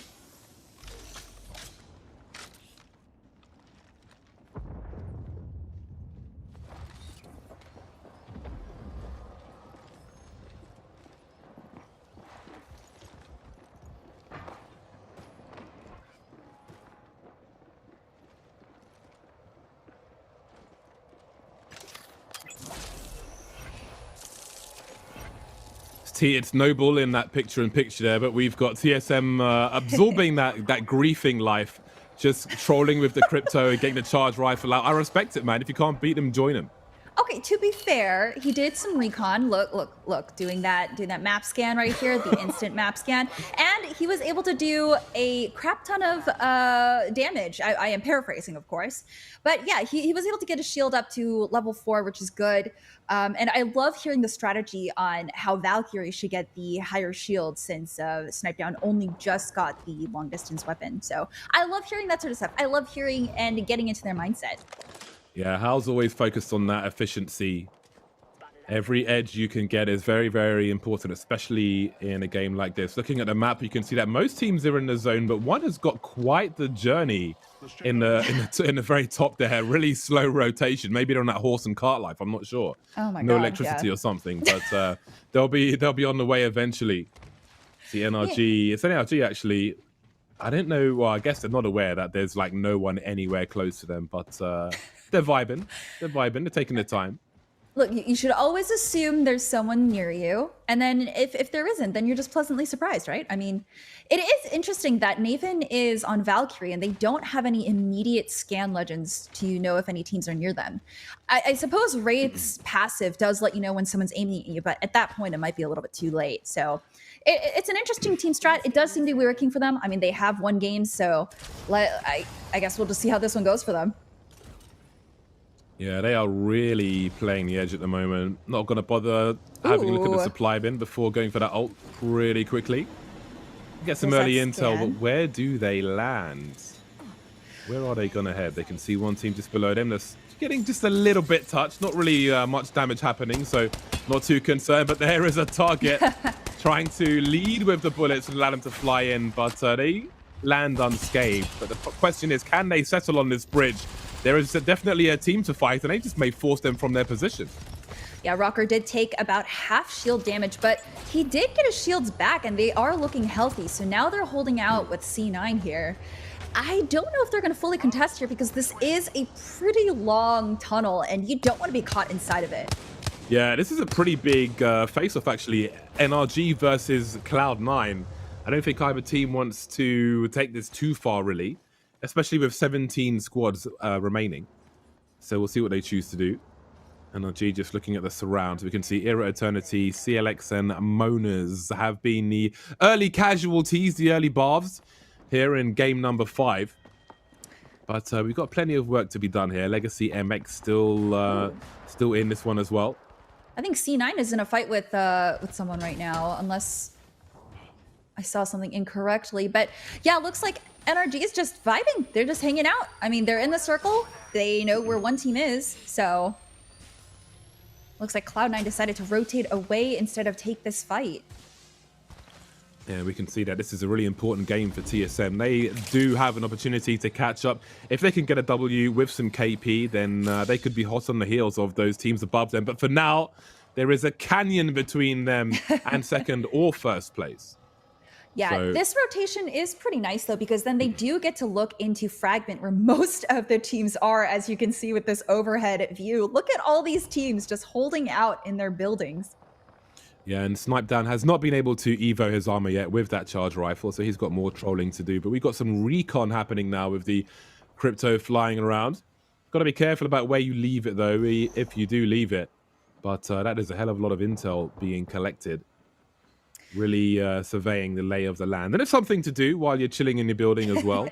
Just spot every little nook and cranny and rat who may be scurrying around. How many teams is that on the board there? I can't see it from this distance. I'm not sure if it says 10 teams. 10. I think that says 10. I've never seen double figures on these boards before. 10 teams around you is not what you want to see. No, especially since you know that none of those teams have gone down yet. I mean, you can listen to the fights, you can listen for gunfire, and there's nothing happening quite yet. Looks like Cloud9 is getting into a little bit of a skirmish outside of Fragment. We're not quite sure who they're fighting yet, but ooh! Stay Naughty's crispy wingman shots there. They are just scanning around. I think they're okay for now. Yeah, they're good for now. I mean, there's so much space with where the ring is that I don't think anyone's going to be too pressured just yet. But as we can see, that ring will soon be on the move. 7 seconds away. And once that ring is closed, then the game really begins. And I say that with us losing 3 teams early. But again, some people are going to be these early casualties, especially the qualifying teams. They're just going to be at the mercy of the seasoned veterans. But as this ring starts to close, we start to head towards the meat and potatoes, the protein. Yeah, that doesn't mean that the qualifier teams are bad by any means. This is just Pro League where all the best players come to play, and it's a rough lobby. I mean, there are so many heavy hitters here. Yeah. I mean, that's how you learn, though. You get smashed by the best teams in the world.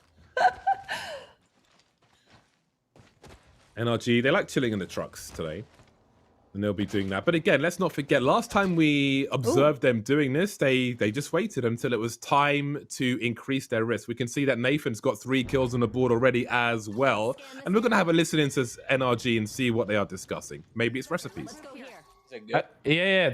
That's impenetrable glass. Yeah, you cannot shoot to that. That will be good. Yeah, but in front of us, what I'm saying, like, are we gonna get shot from in front of us? Is this truck in? Yeah, this truck is in. Yeah, we could just sit on the truck. And also, right here, solo Valk underneath the bridge on red. Ready? Ready? I see him. 3, 2, 1, now. Nice. Great. All right, C9 shooting L-Star above us. That's Mac flanking, but the issue is there's a team here. Or are they just shooting across up? I think they might just be shooting across. Shooting down at someone. Yeah.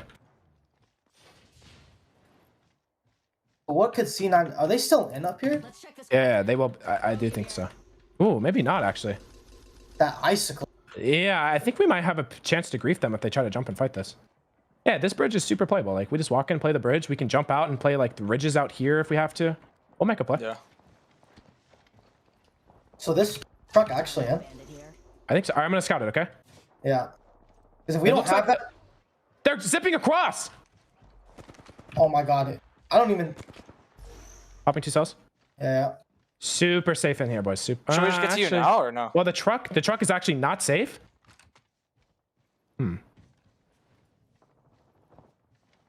mean, can't we just... Yeah, we could just... Well, I mean, we could potentially just play these ridges here. Yeah, but they're up here, though. No, I think maybe we make the play for... Yeah, like third-partying the park. Like, third-partying it might be good. Yeah, we just sit in there and then third-party it. And then backing if we have... Oh my god. Oh, there's a team there. My nose. Yeah, I'm going to portal us to a spot if this is bad. I'll portal us maybe to where, like, that rat is at or something. Like, something where... All right, someone's back. Should we shift you? Should we shift you? I'm shifting you. All right, that's team back. I'm coming to you. No. Still a team on red. These guys are going to go into the park, I think. Wait, this team's taking park, I think. No, they landed across. That's not good, actually. Remember, C9 can see you above here. The fact they walk in and take that to free is fucking bad. He's sitting on the icicle. Yeah. Big fight in front of us. This is our third. I'm portaling already. I'm going to portal watching our back. I'm going to portal in the park. NRG need to get their escapes on quickly. That zone is closing. And again, there is a team above them as well, so limited in where they can go. But there's some KPs to get. They're stealing some kills away as they take out Greek from CLT. Sweet trying to escape, just about getting there. But his teammates can help him out as well. So they've got some cover for now. Or have they? They're actually exposed to this team, but really patient shots here with that 30-30. And they'll try to use a bombardment for some cover, but it's too little too late. Nathan now alone trying to do what he can. He needs to do enough damage to make them heal up so he can get his team up at the same time. ARCStar's coming in his way as well, but we'll see if he's done enough damage to res one of his teammates. Got to go for the dome man first. Oh, no. Oh, here comes the thirst! Hiding behind the shield, and it's not going to quite work out for them. Renegade coming through, and Cloud9 with the ultimate grief, the 3P. Oh my goodness, that was an incredible push by Cloud9 there. They knew that they were weak and went in. TSM, having moved from the center of their train station, now going in and trying to fight here. They are bubbling, and they just can't leave the zone. Ooh. Oh. Those Al's putting in shots. work. Got to be careful though, because he's been shredded now. No more shields for him. Definitely some thirst to do. And we didn't even get a chance to talk about NRG's discussion about their position and what is in for the next ring. Can they use a truck for cover, or is the ring going to be in a way, etc.? That was really awesome. Going to measure. Quickly thirsting the rat we saw from Premier as well, eliminating them in 17th place, I believe. So that was pretty cool, but it just didn't have the ending that they wanted. And how about this for a position? Look at them. The Knights just hanging out at the very edge of the circle, trying to survive with every little bit of health they have.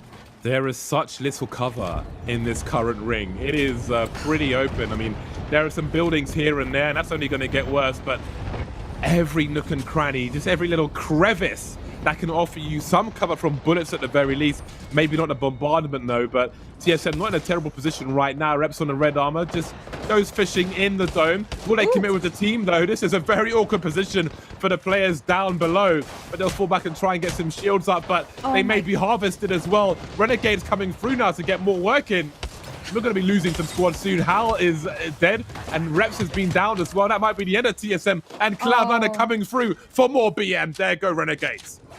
Cloud9 just knows when to move in. Look at all of these perfectly timed rushes. I mean, they know one's down there by themselves, and they have all of this loot to themselves now. Yeah, they've made all these players boxy like Minecraft characters, and that's going to give them all the tools they want, as they are triple red now. Looking very crimson indeed. Ghost moving into a building, and that is not going their way at all. They got eliminated very quickly indeed. They got denied. They got rejected. They got palms to the face. They got escorted out, and so have more teams as well. Zach's been down. We'll see if he can be rezzed by his teammates. Gold backpack will certainly help, but they got to get back in that ring ASAP. That is heavy damage to the HP there. Yeah, it looks like they're going to get a heal off just perfectly in time for this last ring closure. James, I am on the edge of my seat. Cloud9 has been demolishing this lobby, just absolutely rolling. NRG and TSM are out, so now it's just Cloud9, Benchwarmers, SMP, Unlucky, and Legacy MX left in this final circle. So that's 5 teams that are going to get pushed together, and there's no cover. Yeah, and props to Legacy as well. They made it to top 5. This is looking like a potentially good result for them. I'm not sure what the KP is like, but Cloud9 are looking to harvest more organs from these players as they can smell the blood. Not many places to hide, and the grenades are here. The dome is forced out. Stay Naughty can pop a bat in the meantime. 5 squads left, and there's targets coming from all directions. Oh my god. Val coming out of nowhere and completely denied. Where are you going, Val? I think that was the end of SMP there. Unfortunate there. But now Cloud9 can just keep playing these little bits of cover that they can find, all these cars. And they have the beam with the L-Star. Oh, but Zach Mazer does go down. Cloud9 down to just 2. Stay Naughty trying to get these Eva shots off. So patient with those shots as well, and he will be rewarded in kind. Abraleli and Stay Naughty still up, and oh my god, there are so many domes to ring.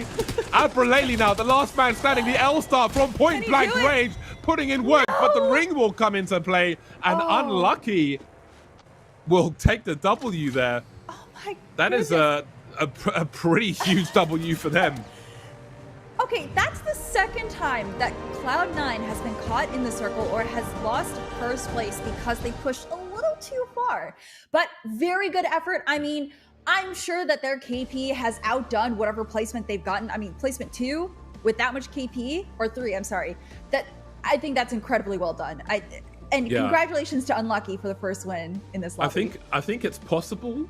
I don't know for sure, obviously, but I think it's possible that Abreleli was just like, all right, I'm going to dive to the ring, but let me get as much KP as possible. All my teammates are dead, and this is where I get my points. And second place is where Cloud9 get with 15 kills. Unlucky stealing the W there with a whole 1 kill to make it to first place. Legacy MX, shout outs to them again. Representing that Mexican flag, 6 kills and a solid 3rd place for them. That is a huge result for them in a lobby like this, but another outstanding performance from Cloud9. Yeah, Cloud9, no one even got close to that amount of kills. 15 kills and 24 points. I mean, Unlucky did win, but because they only had 1 kill, their placement points put them at 13. Yeah, That's no nearly half. disrespect to the guys who won that, but the story has to be Cloud9. They were putting in work. We had targets. It was almost like they were at some kind of fairground and just you had all the different games, like Valkyries just coming out from nowhere, like rats just emerging from lava almost and getting kills in all directions. And again, they love situations like that. They thrive in situations like that. And we can see here that 1 kill for the winners of Unlucky. So I guess Casellas will win by default. But again, no disrespect to the guys who won there. I mean, they stole a kill, so props for that. But Cloud9 wiped out 15 people in that game, which has to be the most kills we've seen in either region so far this season. I think so. And I mean, yeah, ultimately this is a battle royale, survival of the fittest. So Unlucky did win that. Congratulations to them. Oh my goodness, just we've had so many good endgame fights. I'm so happy. Kate Yeager, do you appreciate the patience of those EVA 8 shots in those domes?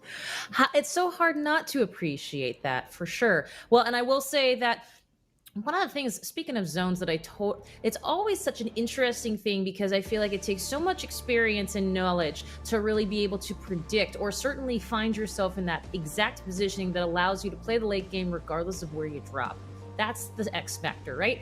So let me talk about these standout teams, NRG, Cloud9, the teams that we've been keeping an eye on throughout. What are we saying about their zone predictions, primarily where they have been and where they're going? And I'm curious to see what zones you're hoping for coming into number 6. Let's start with you, James. Well, I mean, regardless of the zone predictions, Kate, NRG came about 12 and TSM came about 9. So zone predictions aren't enough is what I'm seeing from these teams. Yep. We got to see more than that from them. But zone predictions for next, I mean, I've got more like zone requests than predictions. I quite like the zone we just saw because there was a few buildings to play with, but there were lots of like small objects with multiple different levels, which means crazy action rather than slow, like I'm going to try and hide as much as possible. So any zone which is like similar to that, where it's mostly open, but there are some objects to hide behind, is going to be good for me. But minimal, right? Minimal. Stella, your thoughts? Yeah. Bare minimum. Yeah, I'm gonna say World's Edge has a lot of spots. Like, I mean, you can look at this. Look at NRG just positioned here between these weird-looking lumpy rocks. There are a lot of different places on World's Edge that you can definitely play. I mean, this last circle that we saw in the previous game is just really rough. I mean, we saw TSM getting guarded out because they just have no cover. The little bits of cover just isn't enough sometimes. So knowing positioning, being able to rotate quickly into POIs that you know are in circle, it's just so important to survivability in Apex. Absolutely.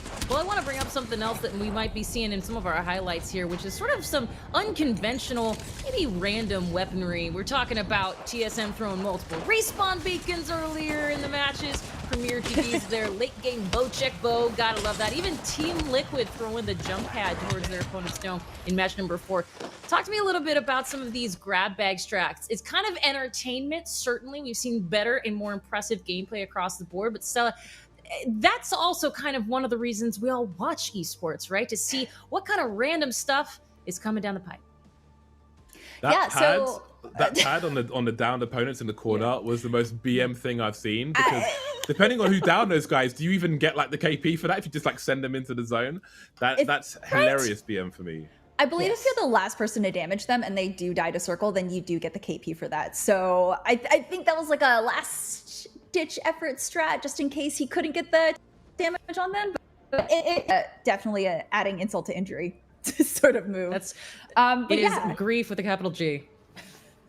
Yeah, but in terms of the mobile respawn beacons, where we saw 3 of them being called down by TSM, I mean, they knew that they had nowhere to go. They were doing anything they could to try and find extra cover. And I mean, you know you're not going to be using those mobile beacons, so why not just throw them down and try to use them for extra cover? It's a very valid strategy, and unfortunately didn't work out for them. But I mean, it's always fun to see them try to pull that off. Yeah, it's certainly not one we see every day, James.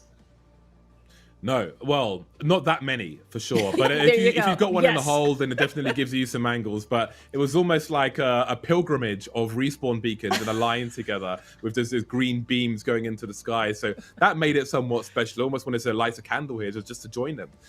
So that is a very unique scenario to see so many. I feel like there were more beacons than people in an area coming down. So I didn't quite understand the math there, but it was fun to watch for sure. Well, let's take a look at something else that's fun to watch, and that, of course, our leaderboards. See where our teams are headed, where they've been, and where we're going here in game number 6. Oh my God. That is a commanding lead there, James. A commanding lead for Cloud9. It is. I want to see 100 points. I want to see triple digits. I want to see them break the overlay. That's what I want to see. And I think it's possible. So, I mean, Cloud9 have been consistent. They are having peak performance today. They're in their element. They've got the energy drinks. You know, they are ready. They're focused. And they've got one more time to do it. Well, I was going to say, Stella, last week, Sentinels, we saw 92 points. Stella, your thoughts here? Yeah. I mean, I don't know, the trajectory that Cloud9 is on, I think they're going to go beyond 92. They may very well hit 100. And I think that might be the highest that we've seen so far if they do that. This has been Cloud9's day. I mean, TSM and Energy have been performing pretty well as well, but Cloud9, I mean, you saw them. It's like they're playing pubs or ranked. They're just going from team to team to team and just taking whatever they want. I mean, basically they see someone, they're like, oh, that's my loot box. Free KP. Exactly. At one point, I felt like they were enjoying and surrounded by the Death Box buffet. So we'll talk about that, I'm sure, a little bit later. But something else to talk about right now is your chance to enter the Lenovo Legion ALGS Pro League giveaway for a chance to win a free Lenovo Legion gaming PC. Head on over to twitter.com/Lenovo Legion to learn a little bit more. That is something that we'll be excited to see happening a little bit later. So, hey, guys, thank you so much, obviously, for bringing us through here, bringing us through our game number 5. And as we look at game number 6, right through the scope, Stella, let's start with you. Final thoughts before we head into this final game-changing game. I mean, again, it's C9's day. I think we might see another. I really want to see them win because last game, we saw them get so close, get a bunch of KP, but I really want to see them get that extra cherry on the top with the win. So I'm trying to get C9 to win. So I'm putting all my energy into that. There it is. Yeah, for me, I want to see 100 points. I want to see 100 points. Give me 100 points, lads. Come on. You heard it here first. Well, something else we're hearing is you on our social. We actually have some tweets that we want to showcase to you right before we head off into that game. Here we go. TSM makes new team comp. Everyone, write that down. I love that meme format so much. Bit too. Let's see. Sorry, but I love seeing C9 grief, TSM, and ALGS. Okay, so this is a common theme, not just with us on the desk here and the casters, but my goodness.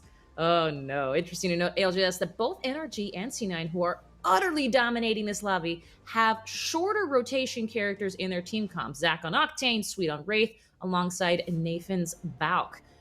What do you make of that, Adam? I like your hot take here. I like your hot take, Stella. What do you make of that? I mean, again, like I've been saying, Octane is great for very quick rotations, but Valkyrie has also proven to be very useful, especially with her scan once you go into the air. But Valkyrie is very, very risky to use, especially with her ultimate late game. So Wraith, being able to get her teammates in and out of danger when they've been downed or, when they want to retreat, it has been really, really good. So, I mean, all of these legends are very good choices. And I'm so, so happy to see us move out of just Octane supremacy. As much as I love Octane, he is my main. Aside from Fuse, I'm very happy to see that there's more variety. So I'm very, very happy about that. I think the non-Valk characters are more calculated because I think that Valk can be used as a crutch for like those late rotations where it's just mad risk going on. Or people who just like, oh, but we could Valk ult, but what if we Valk ulted? We could Valk ult, shall we Valk ult? And I feel like a Wraith, for example, can just put you in a stronger position over a smaller area. I mean, both things are viable, but I do like the shorter rotations because they're more calculated and you can creep on people. And of course, who doesn't like a good kidnap or a failed one? It's all gravy. It's all awesome. Something else that's awesome is you following us on Twitter. As you can see, we love to hear from you. We like to discuss what you've been saying. Keep those tweets coming. Go ahead and follow us at Play Apex Esports or on youtube.com/PlayApexEsports or of course twitch.com/PlayApex. We're excited. We're here. And guess what, gang? It's NA Day 3 groups. And we're going into a game number 6 right after this.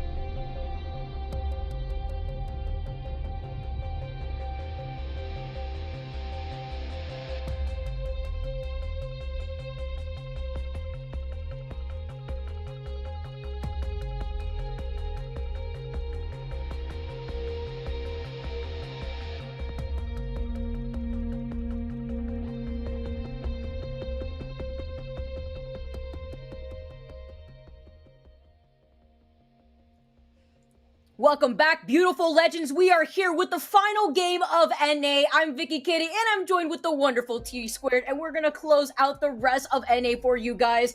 Looking at the status right now, Tom, I mean, this is looking pretty interesting. C9 has built up the gap between themselves in first place, holding on to 89 points. C9 Energy playing out of their craniums right now. It's so fun to watch this type of high-level Apex, and I want to see what James wants to see. Someone break the graphic. Yeah, this is actually insane. So look at the way that there's a gap between that third place spot and then TSM sitting in that third place spot with 43 points. You take a look at second place and you see what Energy's doing. They got 73 points, Tom. You take a look at C9 and Energy. What did these teams even eat? Because I don't even know right now. 89 points, 72 points. At first, I thought, you know, Sentinels last week, they absolutely popped off, and they still popped off. But meanwhile, we come into week number 2, and these teams top it all off. Gotta get some good meals and you gotta get that good lunch. They're probably chugging some monsters too to keep that energy going forward. But it's all about these top 3 teams right now. NRG, C9, TSM. TSM, if they drop around a 20 kill game, it's possible. We've seen them do it before. That's 32 points. That's more than enough for them to catch up. But they have not had their biggest performances today. And I'm looking forward to seeing who's going to come out on top. I'm also looking forward to seeing some diversity in zones here. We've got a Dome, Lava Fisher, Overlook ending, Geyser, Frag West. Hopefully we get another one. I see where our teams are going to be going here. Legacy MX, of course, a team coming in from Mexico. The only team actually coming in from Mexico. Having a little bit of a rough time here so far, but they are going to be landing over at Landside to be able to secure themselves some better loot. Because we've noted before, this is the area where a lot of our squads have kind of fought through the choke point because a lot of these circles have ended up on this side of the map. They're going to have a replicator right there, so making sure that they're getting all those crafting materials. As we take a look at the zone, it's going to be, a thermal zone. So you see that heavily favoring over towards the thermal side, but look how south that is over towards Tree. This is a little bit unpredictable. Not quite sure exactly where this one will end. We'll see exactly what those teams on the south side decide that they want to prioritize. You can see Panders is fairly close to the Renegades team. What's pretty funny here now, looking at where the circle is going to be pulling, Tom, is I'm looking at Energy, and I'm looking to see that this squad, they want to make sure that they could secure that first place spot since they're right behind C9 in that second place. But I'm looking to see how quickly it is for Team Energy to already take that middle building over at Thermal. And that's going to be absolutely key there in holding that position, but you're risking it if you make sure that you don't have any sort of ammo, you don't have any sort of loot because you decide to sit there for the entire game. That's not the pull that you want to see if you're C9. That's the opposite side of the map, the exact opposite side of the map. It doesn't get any further right there as they have to make their way from Climatizer. Look at the rotation, though. Already with 2 minutes on the clock. This is fast. And wasting no time and being able to get that purple extended light mag is going to help out Quagadis with the R301, the 30-30 repeater as the secondary weapon. Again, this is a squad that hasn't really had the best time so far today, but do you blame them, Tom? I mean, looking at this lobby, we've had some killer teams come out and pop off, and that is why there is such a huge gap between third place and second place. Yeah, Legacy sitting in 19th place overall, but like you said, it's been just brutal for the teams at the bottom because all of the points going on over towards the top. NRG C9 really soaking up a majority of them. And C9 having no issue being able to get these 2 purple Evo shields on drop. They're going to be very happy with that. But it's like you mentioned, C9, they're completely on the other side of the map of where the circle is going to be pulling. And when we get that updated score, which we do, 89 points, as we saw on that leaderboard from C9, I misspoke. We need a bigger game from TSM. They would still be 2 points behind C9 if that was going to be the case. Or actually, they may not even be able to catch up. My math is horrible. I won't try to do math live on stream while I'm casting. How about that?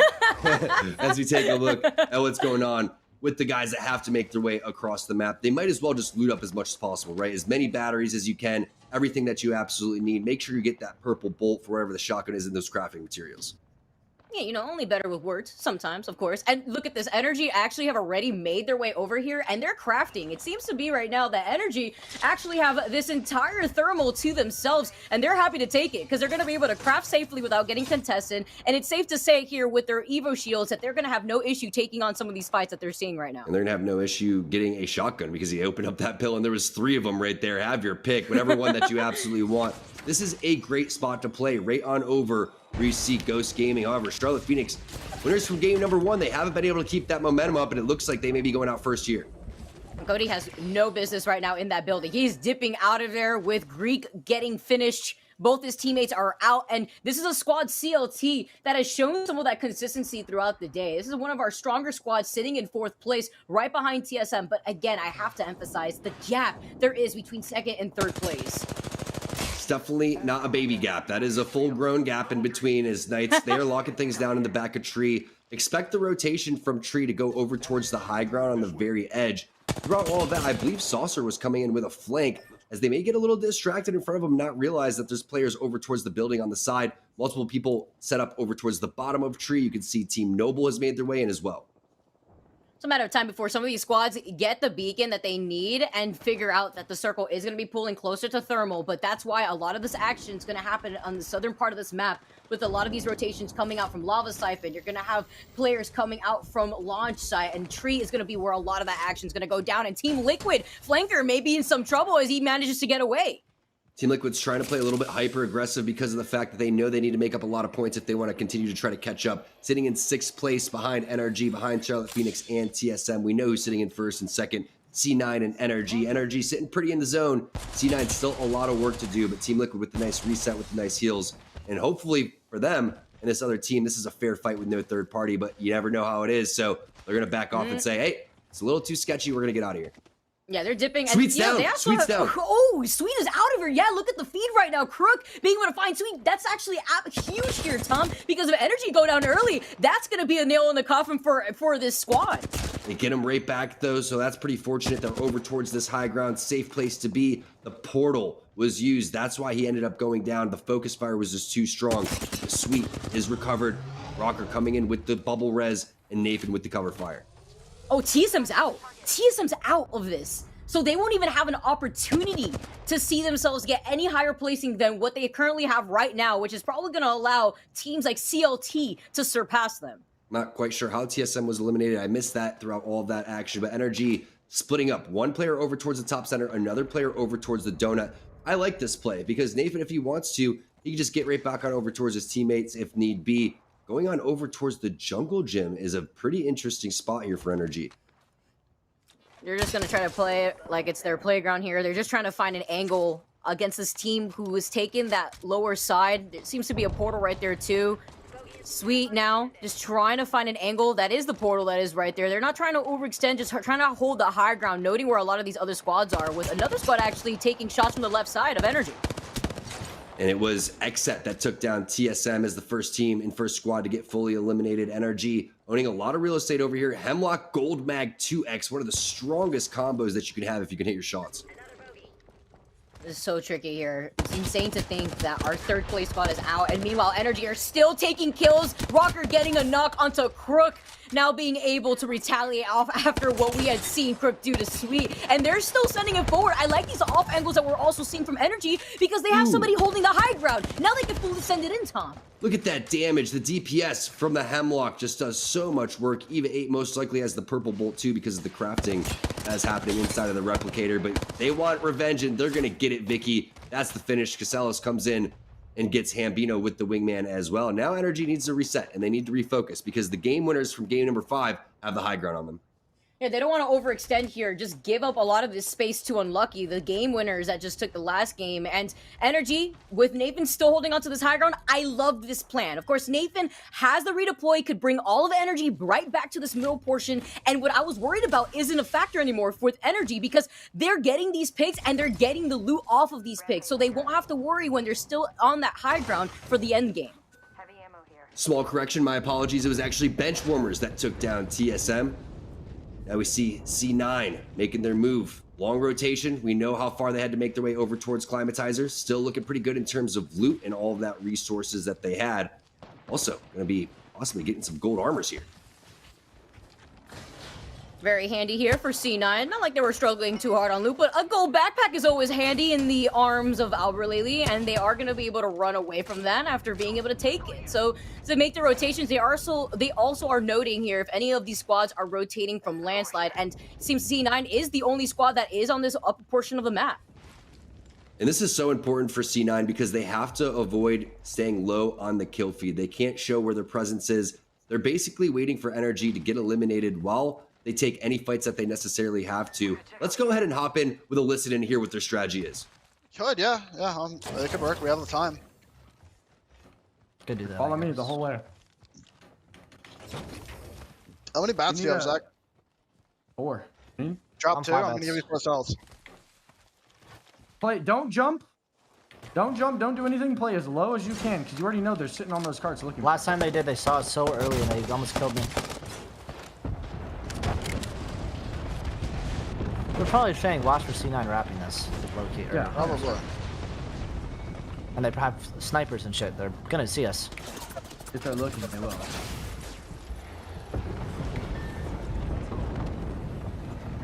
We could take this rope. It's not a bad play. And if they shoot us, they just know about us.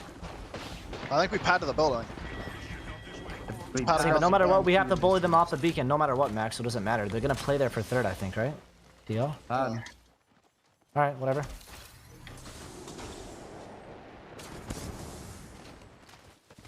Run up here. Run up here. Okay. Just follow my tracks exactly. Stop moving. I don't want a team to be in this cut and fucking shoot at us once and then. Oh, team here, 50, 50. That's them. That is them. That has to be them. I'm dropping a 3-timer. Shots at the house. I have a 2x4. Right behind him. Someone traveled through here. 7, here we go. Walking up. Okay, we have high. It's a good rotation. Yeah, it is. It's like really good the way we did that. Go for beacon. Go. Zone's closing. Going now. Going now. Yeah. I mean, we're gonna double hit this because we're so fucking late. Unless it's just too obvious and we have to go. They're fighting on the houses. I think we go actually. Throw a bub for me maybe. Start walking towards the houses. He already bubbed. He already bubbed. By the way, he will not have bubble. I know. He has gold helmet. I have gold helmet. My bub's on If 26. there's a cruising. Zone's weird. Zone's weird, It pulls bro. low ground. It pulls low ground. I think. Okay. What do you think, Alb? I think it's this one. I know it it's one pulls that low pulls ground. front. I think it's one that pulls Can we low. but pad? pulls They're like front. right here. I don't see anyone on our left. Zach, I don't see a single person on the left. I need to spot yellow mark, like low ground. We could just full send a pad right there. You hear the comms? They said the zone is weird. That is why the scan is so important throughout all of this. And pings were going down on potential spots. But once you're on the edge right here, it's all about letting that zone close. Make sure that you're safe. Make sure that, again, you keep that action in front of you. And the difference here is with the Bloodhound being in C9's composition right now, they could also know if there's any other stragglers behind, so they can safely understand that their backs are against nobody, that they're safely able to rotate onto the edge of the circle, and that's really important because they want to maintain this lead. They want to maintain the fact that they're in first place and maintain their ability to third party a lot of these fights. 16 points separate C9 and NRG. Let's go ahead after that scan and hear what NRG's strategy is going to be. Do not no die. bubble, no bubble right now, no bubble. Okay. We need a Valk ult to the box. We need a Valk ult. What a bitch. Fuck you. I'm Phoenixing. We're gonna go down low. And we're gonna Valk ult from our southwest. Group up downstairs, and we're gonna go down low. Valk ult from the southwest and land at the box. Bubble in 15. Okay, let's go. 10 seconds. 10 seconds. Bubble. We might not. Oh no, teams are trying to take it right now, bro. We gotta go now. We need to go now. Okay. Yeah. Send it.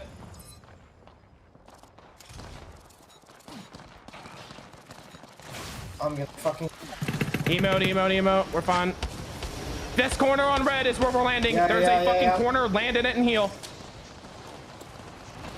Great. completely I out of have line. one bat, 4 cells now, by the way. Okay, I'm dropping 2 bats and a med kit. We gotta watch our wrap here, boys. I'm spreading out to the 2-story. Our most important thing is watching our field wrap and you guys holding for Valk ult teams, okay? Yeah. Wait. Bro, a door just closed in here. Wait. Fuck, I just here.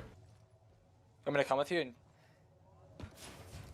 Noting the repositioning from Energy as they take this building, also trying to see if there's any rats potentially in this building before trying to push in here. And it's sweet, of course, with those rotation calls. Of course, such a powerful IGL for a reason. But this is really smart too, because they're going to be able to secure this back end of the circle while making sure that no other squads are going to be able to take that final circle that they've already scanned. That's a great point, and not a lot of teams are going to have the information that they have based on the zone and also flying over everybody's head to get that Valkyrie passive. Team Liquid now. We were taking a look at them earlier. They're just trying to figure out an angle, maybe trying to get some last minute looting done, but it doesn't really look like they need it here. Looking at a full squad with full purples, 16 squads left for this final game, and Team Liquid are just trying to get an angle over the chaos of the squads that are already holding the high ground off to the right. Let's see how they're gonna storm this chaos here. Let's go into another listen in with Team Liquid. Burp. I want to kill that team so bad. We have care back right here. Yeah. Did this team move? No. I'm playing it for pack. Yeah, they're in that corner. Yeah, I know. They're super fucking killable. It's just I don't think anyone's up here anymore. They might just be not broke up there. peeking. Valk ulting? Where? Oh, that's east. That's just care pack. Alt Excel.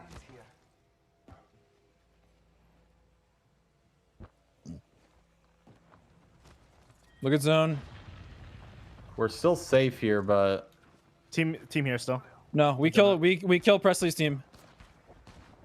We padding from the top of the jungle gym right here? Yeah. Okay.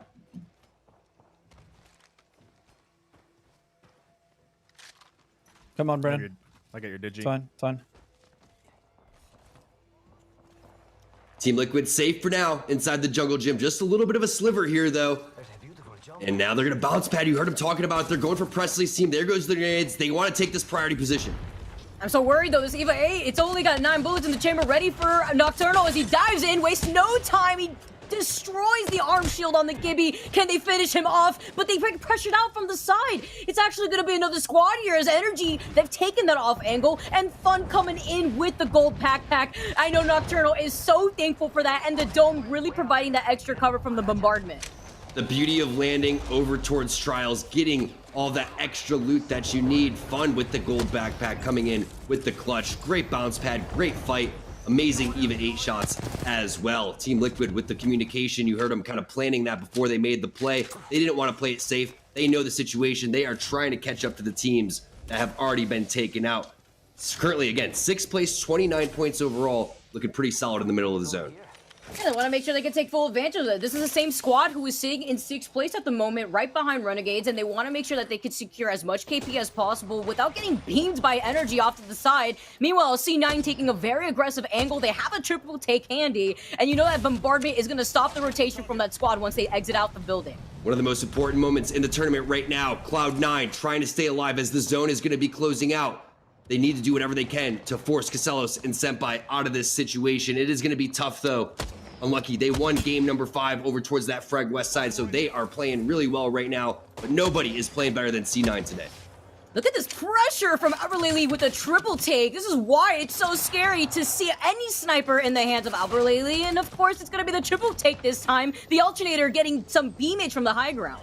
I love this defensive bombardment over towards the high ground. It even connects. He saved his bubble the entire time. They're going to be safe over behind this truck for now, but they're going to have to continue to move forward as that defensive bombardment continues to tick away on the team on that southeast high ground. And I love the intel too, coming in from Stay Naughty. You see the scans, and because he's in his ult, he could scan a second time off to the right to note from whichever one of these squads are already holding that corner. That's why it's so important here when you can't utilize a redeploy from the Valk, you at least have the scans from the Bloodhound. Meanwhile, Alberlele still holding on to that low ground. We see a fight happening on the high ground with another squad, and it's just chaos all the way around with still 11 squads left. In the bottom right in that picture-in-picture, you saw Saucer taking that kill lead overall. They're going to drop unlucky winners from game number 5. They go out in 12th place. Taking a look at the teams remaining. All you have to really worry about is C9 and NRG. Definitely watch out for Team Liquid to see if they can continue to push the pace. But right now, it's all about getting that dub. 16 points between 1st and 2nd place. Wondering here what CLT is currently positioning with their KP too, because that's going to be super important now that TSM is out of the race, being the first squad to fall for this final game here in NA. C9 just hugging this Bolger for some cover. You can see in the picture-in-picture, that's going to be Energy, the team in 2nd place. The zone does pull and heavily favors towards that C9 side. You're going to see something pretty similar to before, but without the defensive bombardment. They're going to play the edge. If they need to drop that bubble at the last second, expect Alberlele to do that. But look at that, a triple rat inside of the crevice. seeing some shots happening from right behind too. C9 holding onto this position as they should. Alberlili, again, being able to utilize this triple take has helped out this squad so much, and he is one hit away from getting a red Evo shield. The triple take is just putting in absolute work. 111 right there. Alberelli charging that Evo shield up. Also with that gold helmet, he has to be feeling good about the situation. It's just a matter of time before this zone starts to close on over towards their back, but there are just so many players in front of them. Serial with the grenade toss too, being able to find flanker. Meanwhile, C9 are sitting pretty comfy behind this rock. They're hugging the edge of the circle. We're currently seeing some of these squads with some desperate domes. With Alberlili having that gold helmet, like you made mention, is going to really come in clutch for C9. Let's hop into one last listen in for C9 and see if they can close this one out. Look right, look right, look right. I'm bubbling right here. I bubbled out so we can get them off that angle. The nade's in the bubble. It's a rat. Kill him, kill him, kill him. It's a rat. Go down, bro. He's gone, chill. I'm batting. Mac, and on me. He's full safe right here. Yeah, I know. I'm with you. Rocker's above me. Come up, come up, come up. Rocker and them are fighting here, please. Please. Let's go. I don't have up. In the air, in the air. Good, I'm patting us forward. I patted us forward. I patted us forward. I patted us forward. In the corner. On the back. New team. New team. Winnable. Winnable as fuck, Dottie. No, it's not. No, it's not winnable, bro. I don't know why we did that. But that was fine.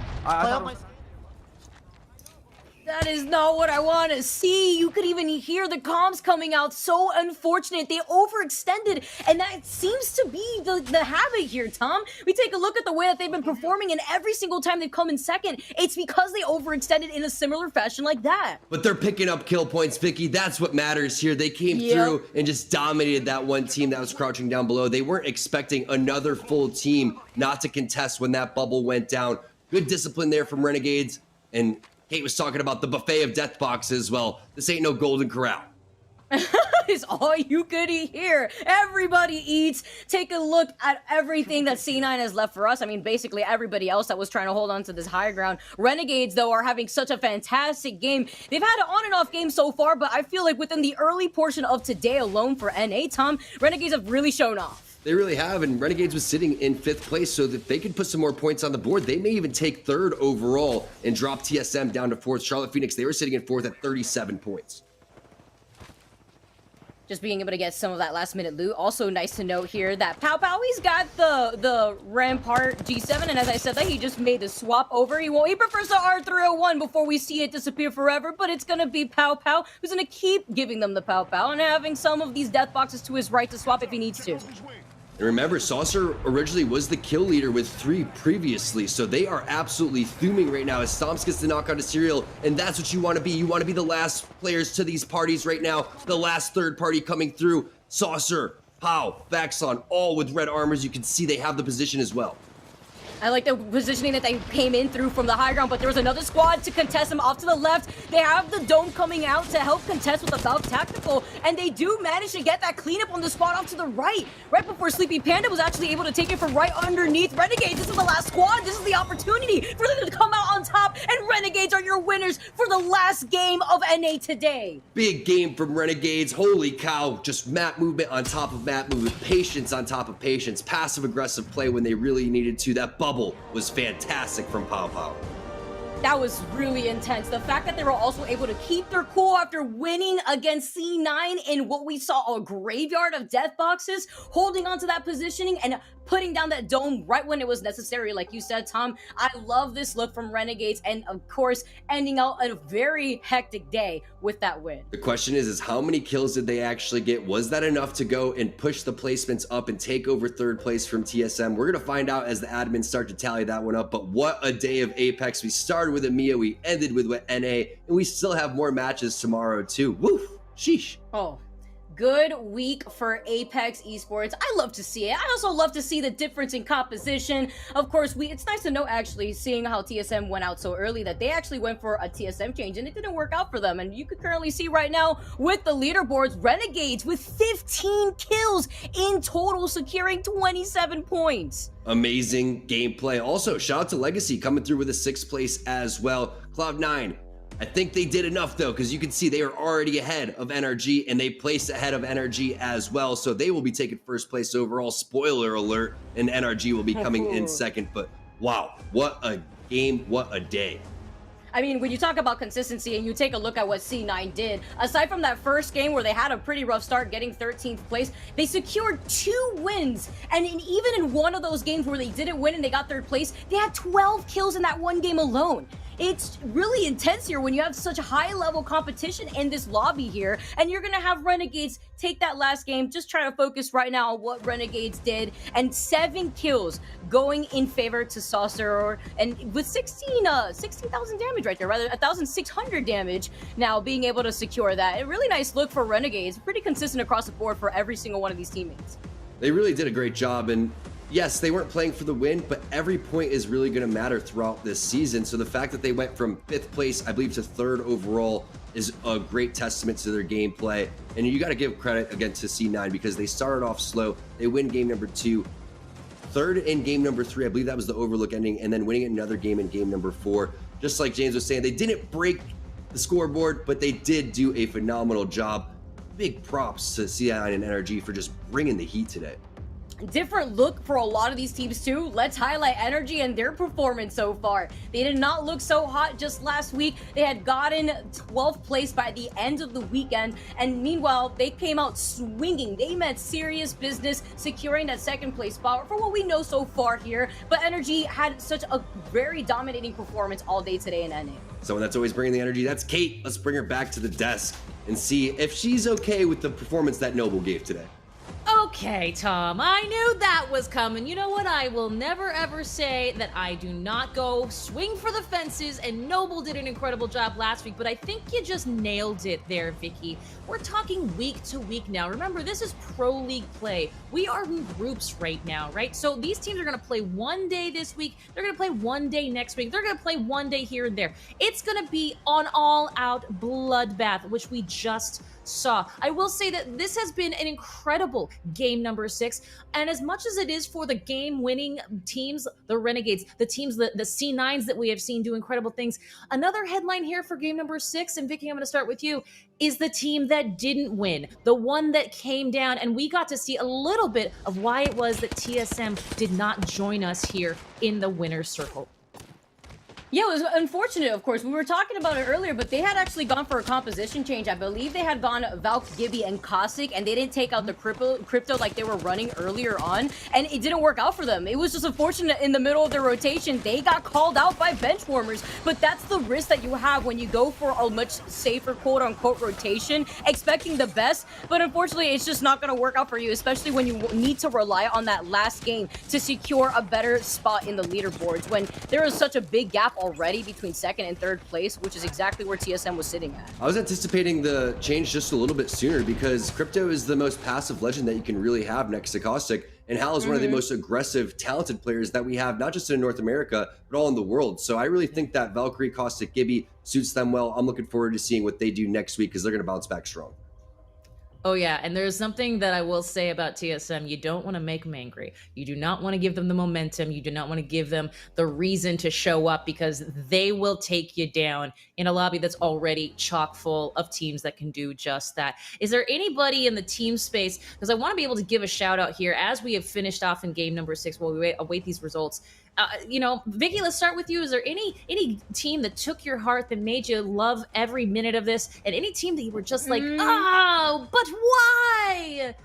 Honestly, I feel like C9 was that team where I was like, they took it here, but their consistency and their comms was so enjoyable to listen to. To hear the high pressuring situation was everything for me. And look at this, 97 points to close out everything. Those comms not only expressed how these players were taking a different approach for this week, but it also showed that C9 is that team to have the most points so far in comparison to Sentinels, who last weekend we were highlighting how they were popping off, and these teams are just getting better and better as time has progressed. I have to agree with Vicky. I think that I loved C9. I mean, I loved the intensity that they were bringing to the table. You could just hear the passion in their voice, how much they wanted to win today, and just the vibes were immaculate. It really reminds me of season 1 when we watched and fell in love with complexity, with the passion that they brought to the table. there is passion across the board here, and I think it's so interesting to see some of these top 5 teams. But let's take a look at our overall leaderboard, because as we know, it all boils up to the overall point structure here. And this is what NA looks like. Remember, we have 2 of these pages, and we've also got another 2 groups going tomorrow. So Cloud9 with a very impressive coming in at 17 points. Of course, tomorrow, Tom, we're going to see this an overall leaderboard change quite a bit. Yeah, we're definitely going to see that change because keep in mind, Sentinels, they're going to rack up more points throughout that entire time. Space Station Gaming as well. But big bounce back day for Energy. They didn't have the best performance last week. They came in swinging today. Swinging is a good word for it. Absolutely. Vicky, as we look at this second, page here, you know, we actually saw a great amount. We saw some great consistency from Unlucky, especially towards the latter part of the day. Anything else that you're looking at here going, you know, maybe Moners over there or some of these other teams, Air Eternity, they did not have such a great day, but they could have one very soon. Yeah, they could. That is the common factor here, because, you know, we saw Era actually have a pretty decent game in the first game. I believe they had finished in 4th place, but the issue was that they only secured 1 kill. Meanwhile, as the day progressed and we just closed out the final day and here in NA, I don't think they placed any better than, I believe, 11th place minus that first game and in another game where they had gotten 6. So it's tough here. Again, this was a killer lobby. It was really difficult for our lower teams to really get themselves on board because so many of these teams are playing so aggressive. And I have to highlight the difference between C9 and Energy and the rest of our squads that we had seen, including Renegades at the very end that decided to pop off when it really mattered. But it was important because we even saw teams like TSM be the first squad to go down in that last game. Super rare where you go and see that. And one of the teams that I'm looking out for on that second page is 100 Thieves to bounce back tomorrow. Looking for G2 as well. Ghost Gaming, they played today. They didn't have the performances that we were anticipating. CLG is another team to kind of watch out for tomorrow too on that second page of the leaderboard. Expect them to come with a chip on their shoulder tomorrow. Ooh, I like these predictions. I like these teams to watch already coming in hot for our tomorrow games. Let's talk, however, about the Iron team, more importantly, some of these key players. And for that, we're going to go ahead and go to our Monster MVP segment.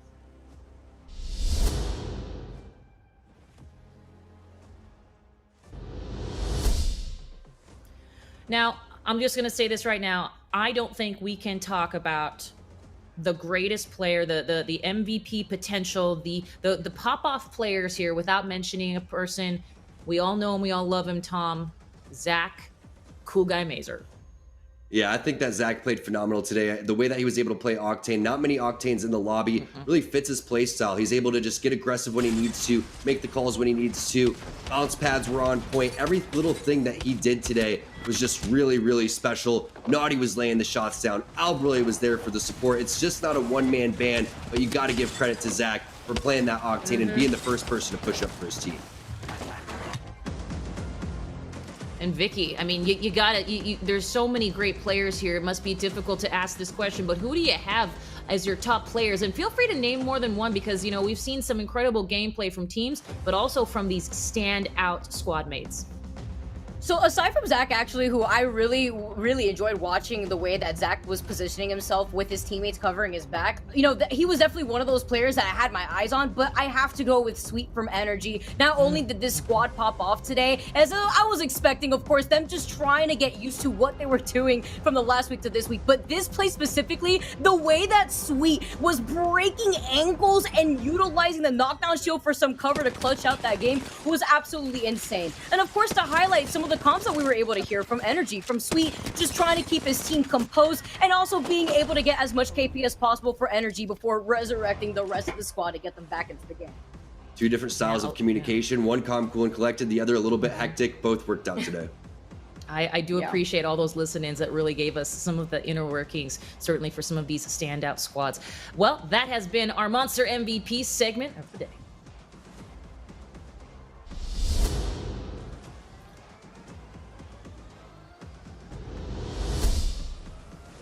Man, I'll tell you what, Vicky, Tom, we have seen some out of control gameplay, really exciting stuff, especially as we consider the fact that we are shaking up these groups a little bit here. We saw C versus D last week. Is that right? Did I get that right? A versus D? C versus D. Gosh, I can't remember my letters. But the point is that A versus B, they haven't come against each other yet. So this was definitely a moment where we had to say, okay, we're going to set a precedent here. We're going to find out what teams are going to go where, and we're going to see teams that, you know, perhaps would have contested closer to the drop now not have that problem. A lot of things happened today. Any top of mind key themes here that I want to talk about real quick at the end after, you know, hindsight being 2020. Tom, let's start with you. Anything that got you excited today? Just all of that listenings, all the communication that we had going forward, but just the level of AX that was brought to the table today by C9 and Energy. We know that TSM can do some serious business, but it's nice to see a team just really pop off like that and set the record and set the pace for what we have in terms of the ALGS Pro League circuit here. 100%. Vicky. Honestly, thinking about a lot of the squads that we had seen, especially in the late game, and comparing to what we had seen from NA and the EMEA region, I feel like aside from positioning being the obvious key factor, the compositions providing that difference into a lot of these teams and their own playstyles and how it complements them was something that really was highlighted today for me personally. Seeing how a lot of aggressive squads like C9 go from their performance last week into playing a lot more hyper aggressive as it was working out for them at the end of the day. It was a little too late. They popped off game 5 last week. Meanwhile, today, they brought everything that they kind of worked out from last week, ironing out all the things that they needed to do better. And I think highlighting that into their composition allowed this team to shine for what it was.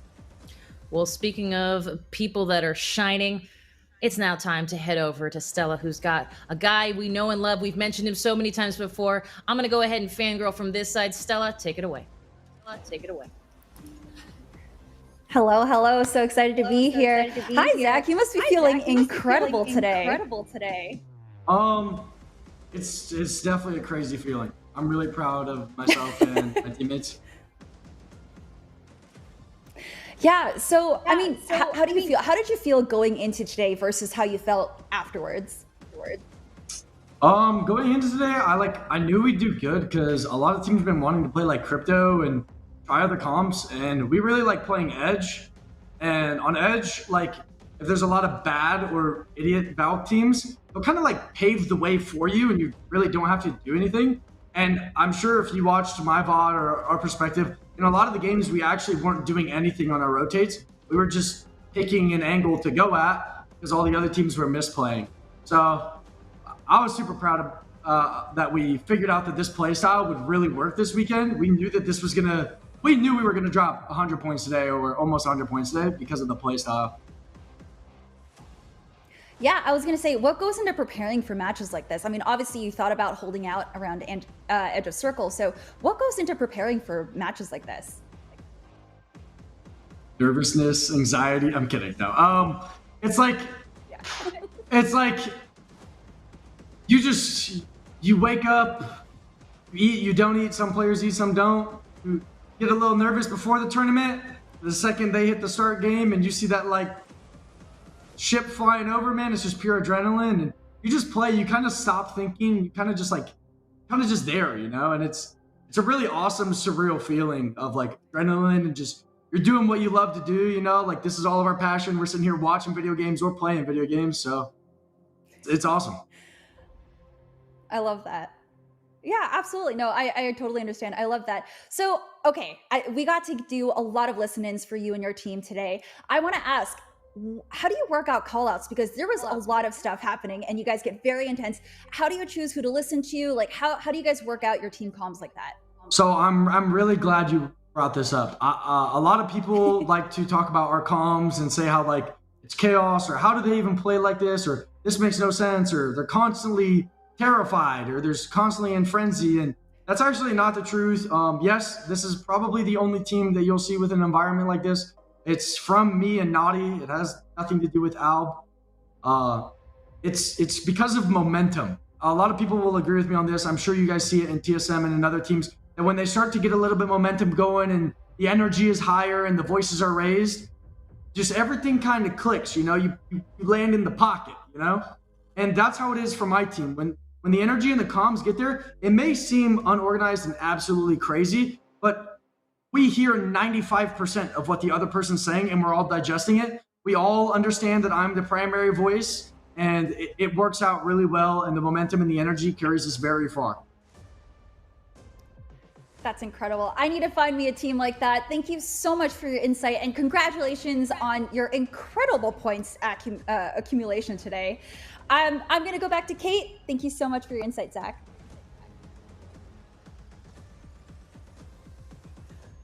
Man, Zach is a fan favorite for a reason. We really appreciate your time, my friend. Tom, let's talk about those comms real quick, because it is absolutely such an interesting and intricate way to look at a team and their ability to get the job done. Hey, we know from the Halo days, all right, we used to have 4 players on a team. In some games, you have 5. It seems like they have 20 on that team, okay? There was no coaches allowed. If you read the rules, there's not a 4th player in there giving them insight. But I love the way that he's talking about momentum. And I also love he's talking about having fun and bringing that wave.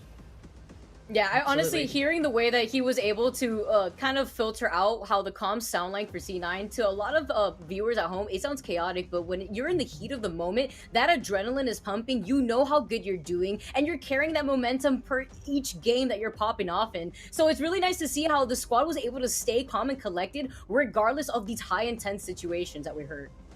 I mean, there is no better proof than that leaderboard that their comms do work. So let's talk about something else, another leaderboard of sorts that I hasten to bring up here, because once again, Kate's not at the top, but let's take a look at what we had here. Okay, so, James, wow. Yep, again. there it is. Wow. Hey, he's 2 for 2 on NA days, okay? Let's just point that out. James is no joke. So what you're saying, Tom, Wait, hold the phone here, Vicky. Copy, James? Yeah. What you're saying, okay. the only UK citizen on this casting squad of NA people has gotten NA right twice in a row. Yeah, you're right. It's a fluke. I'm kidding. He's got the script. That's what I was going to say. He's got the script. I want to know. He's got the script. I don't understand how he's been able to do this. He wrote the script. Exactly. I feel like he's in cahoots here, and he just has figured out what a lot of these other squads have. Yeah, I will say this. Someone look into James. He's hacking. Yeah, exactly. Well, you know what? And I will say this. TSM seemed like a solid choice. There's a reason that the fandom is so great, and understandably so. So GG to everybody. Noble, next time, my friends. Next time. Let's do this. Anyway, also, well done, James. Blah, blah, blah. At any rate, we want to make sure that you are going to be coming along, joining us for the next time we have talent predictions. And of course, that means tomorrow, because we have just day 1 here today. But our next groups, our other groups, we had A versus B. Well, that means C and D are taking themselves on tomorrow here, starting for our EMEA broadcast. That's tomorrow morning. And then guess what? Immediately following that, we got the NA broadcast. It's all Apex all the time. Set your watches, set your phasers to stun. Not sure why that would help, but it made sense in my head at the time. So at any rate, we have got lots more Apex to go. Don't worry, group stages. We're just at the beginning here for day 4 coming up tomorrow. So with that, I will say a huge thank you to our fantastic casters, our crew, and to all of you for watching. So until next time, which is tomorrow,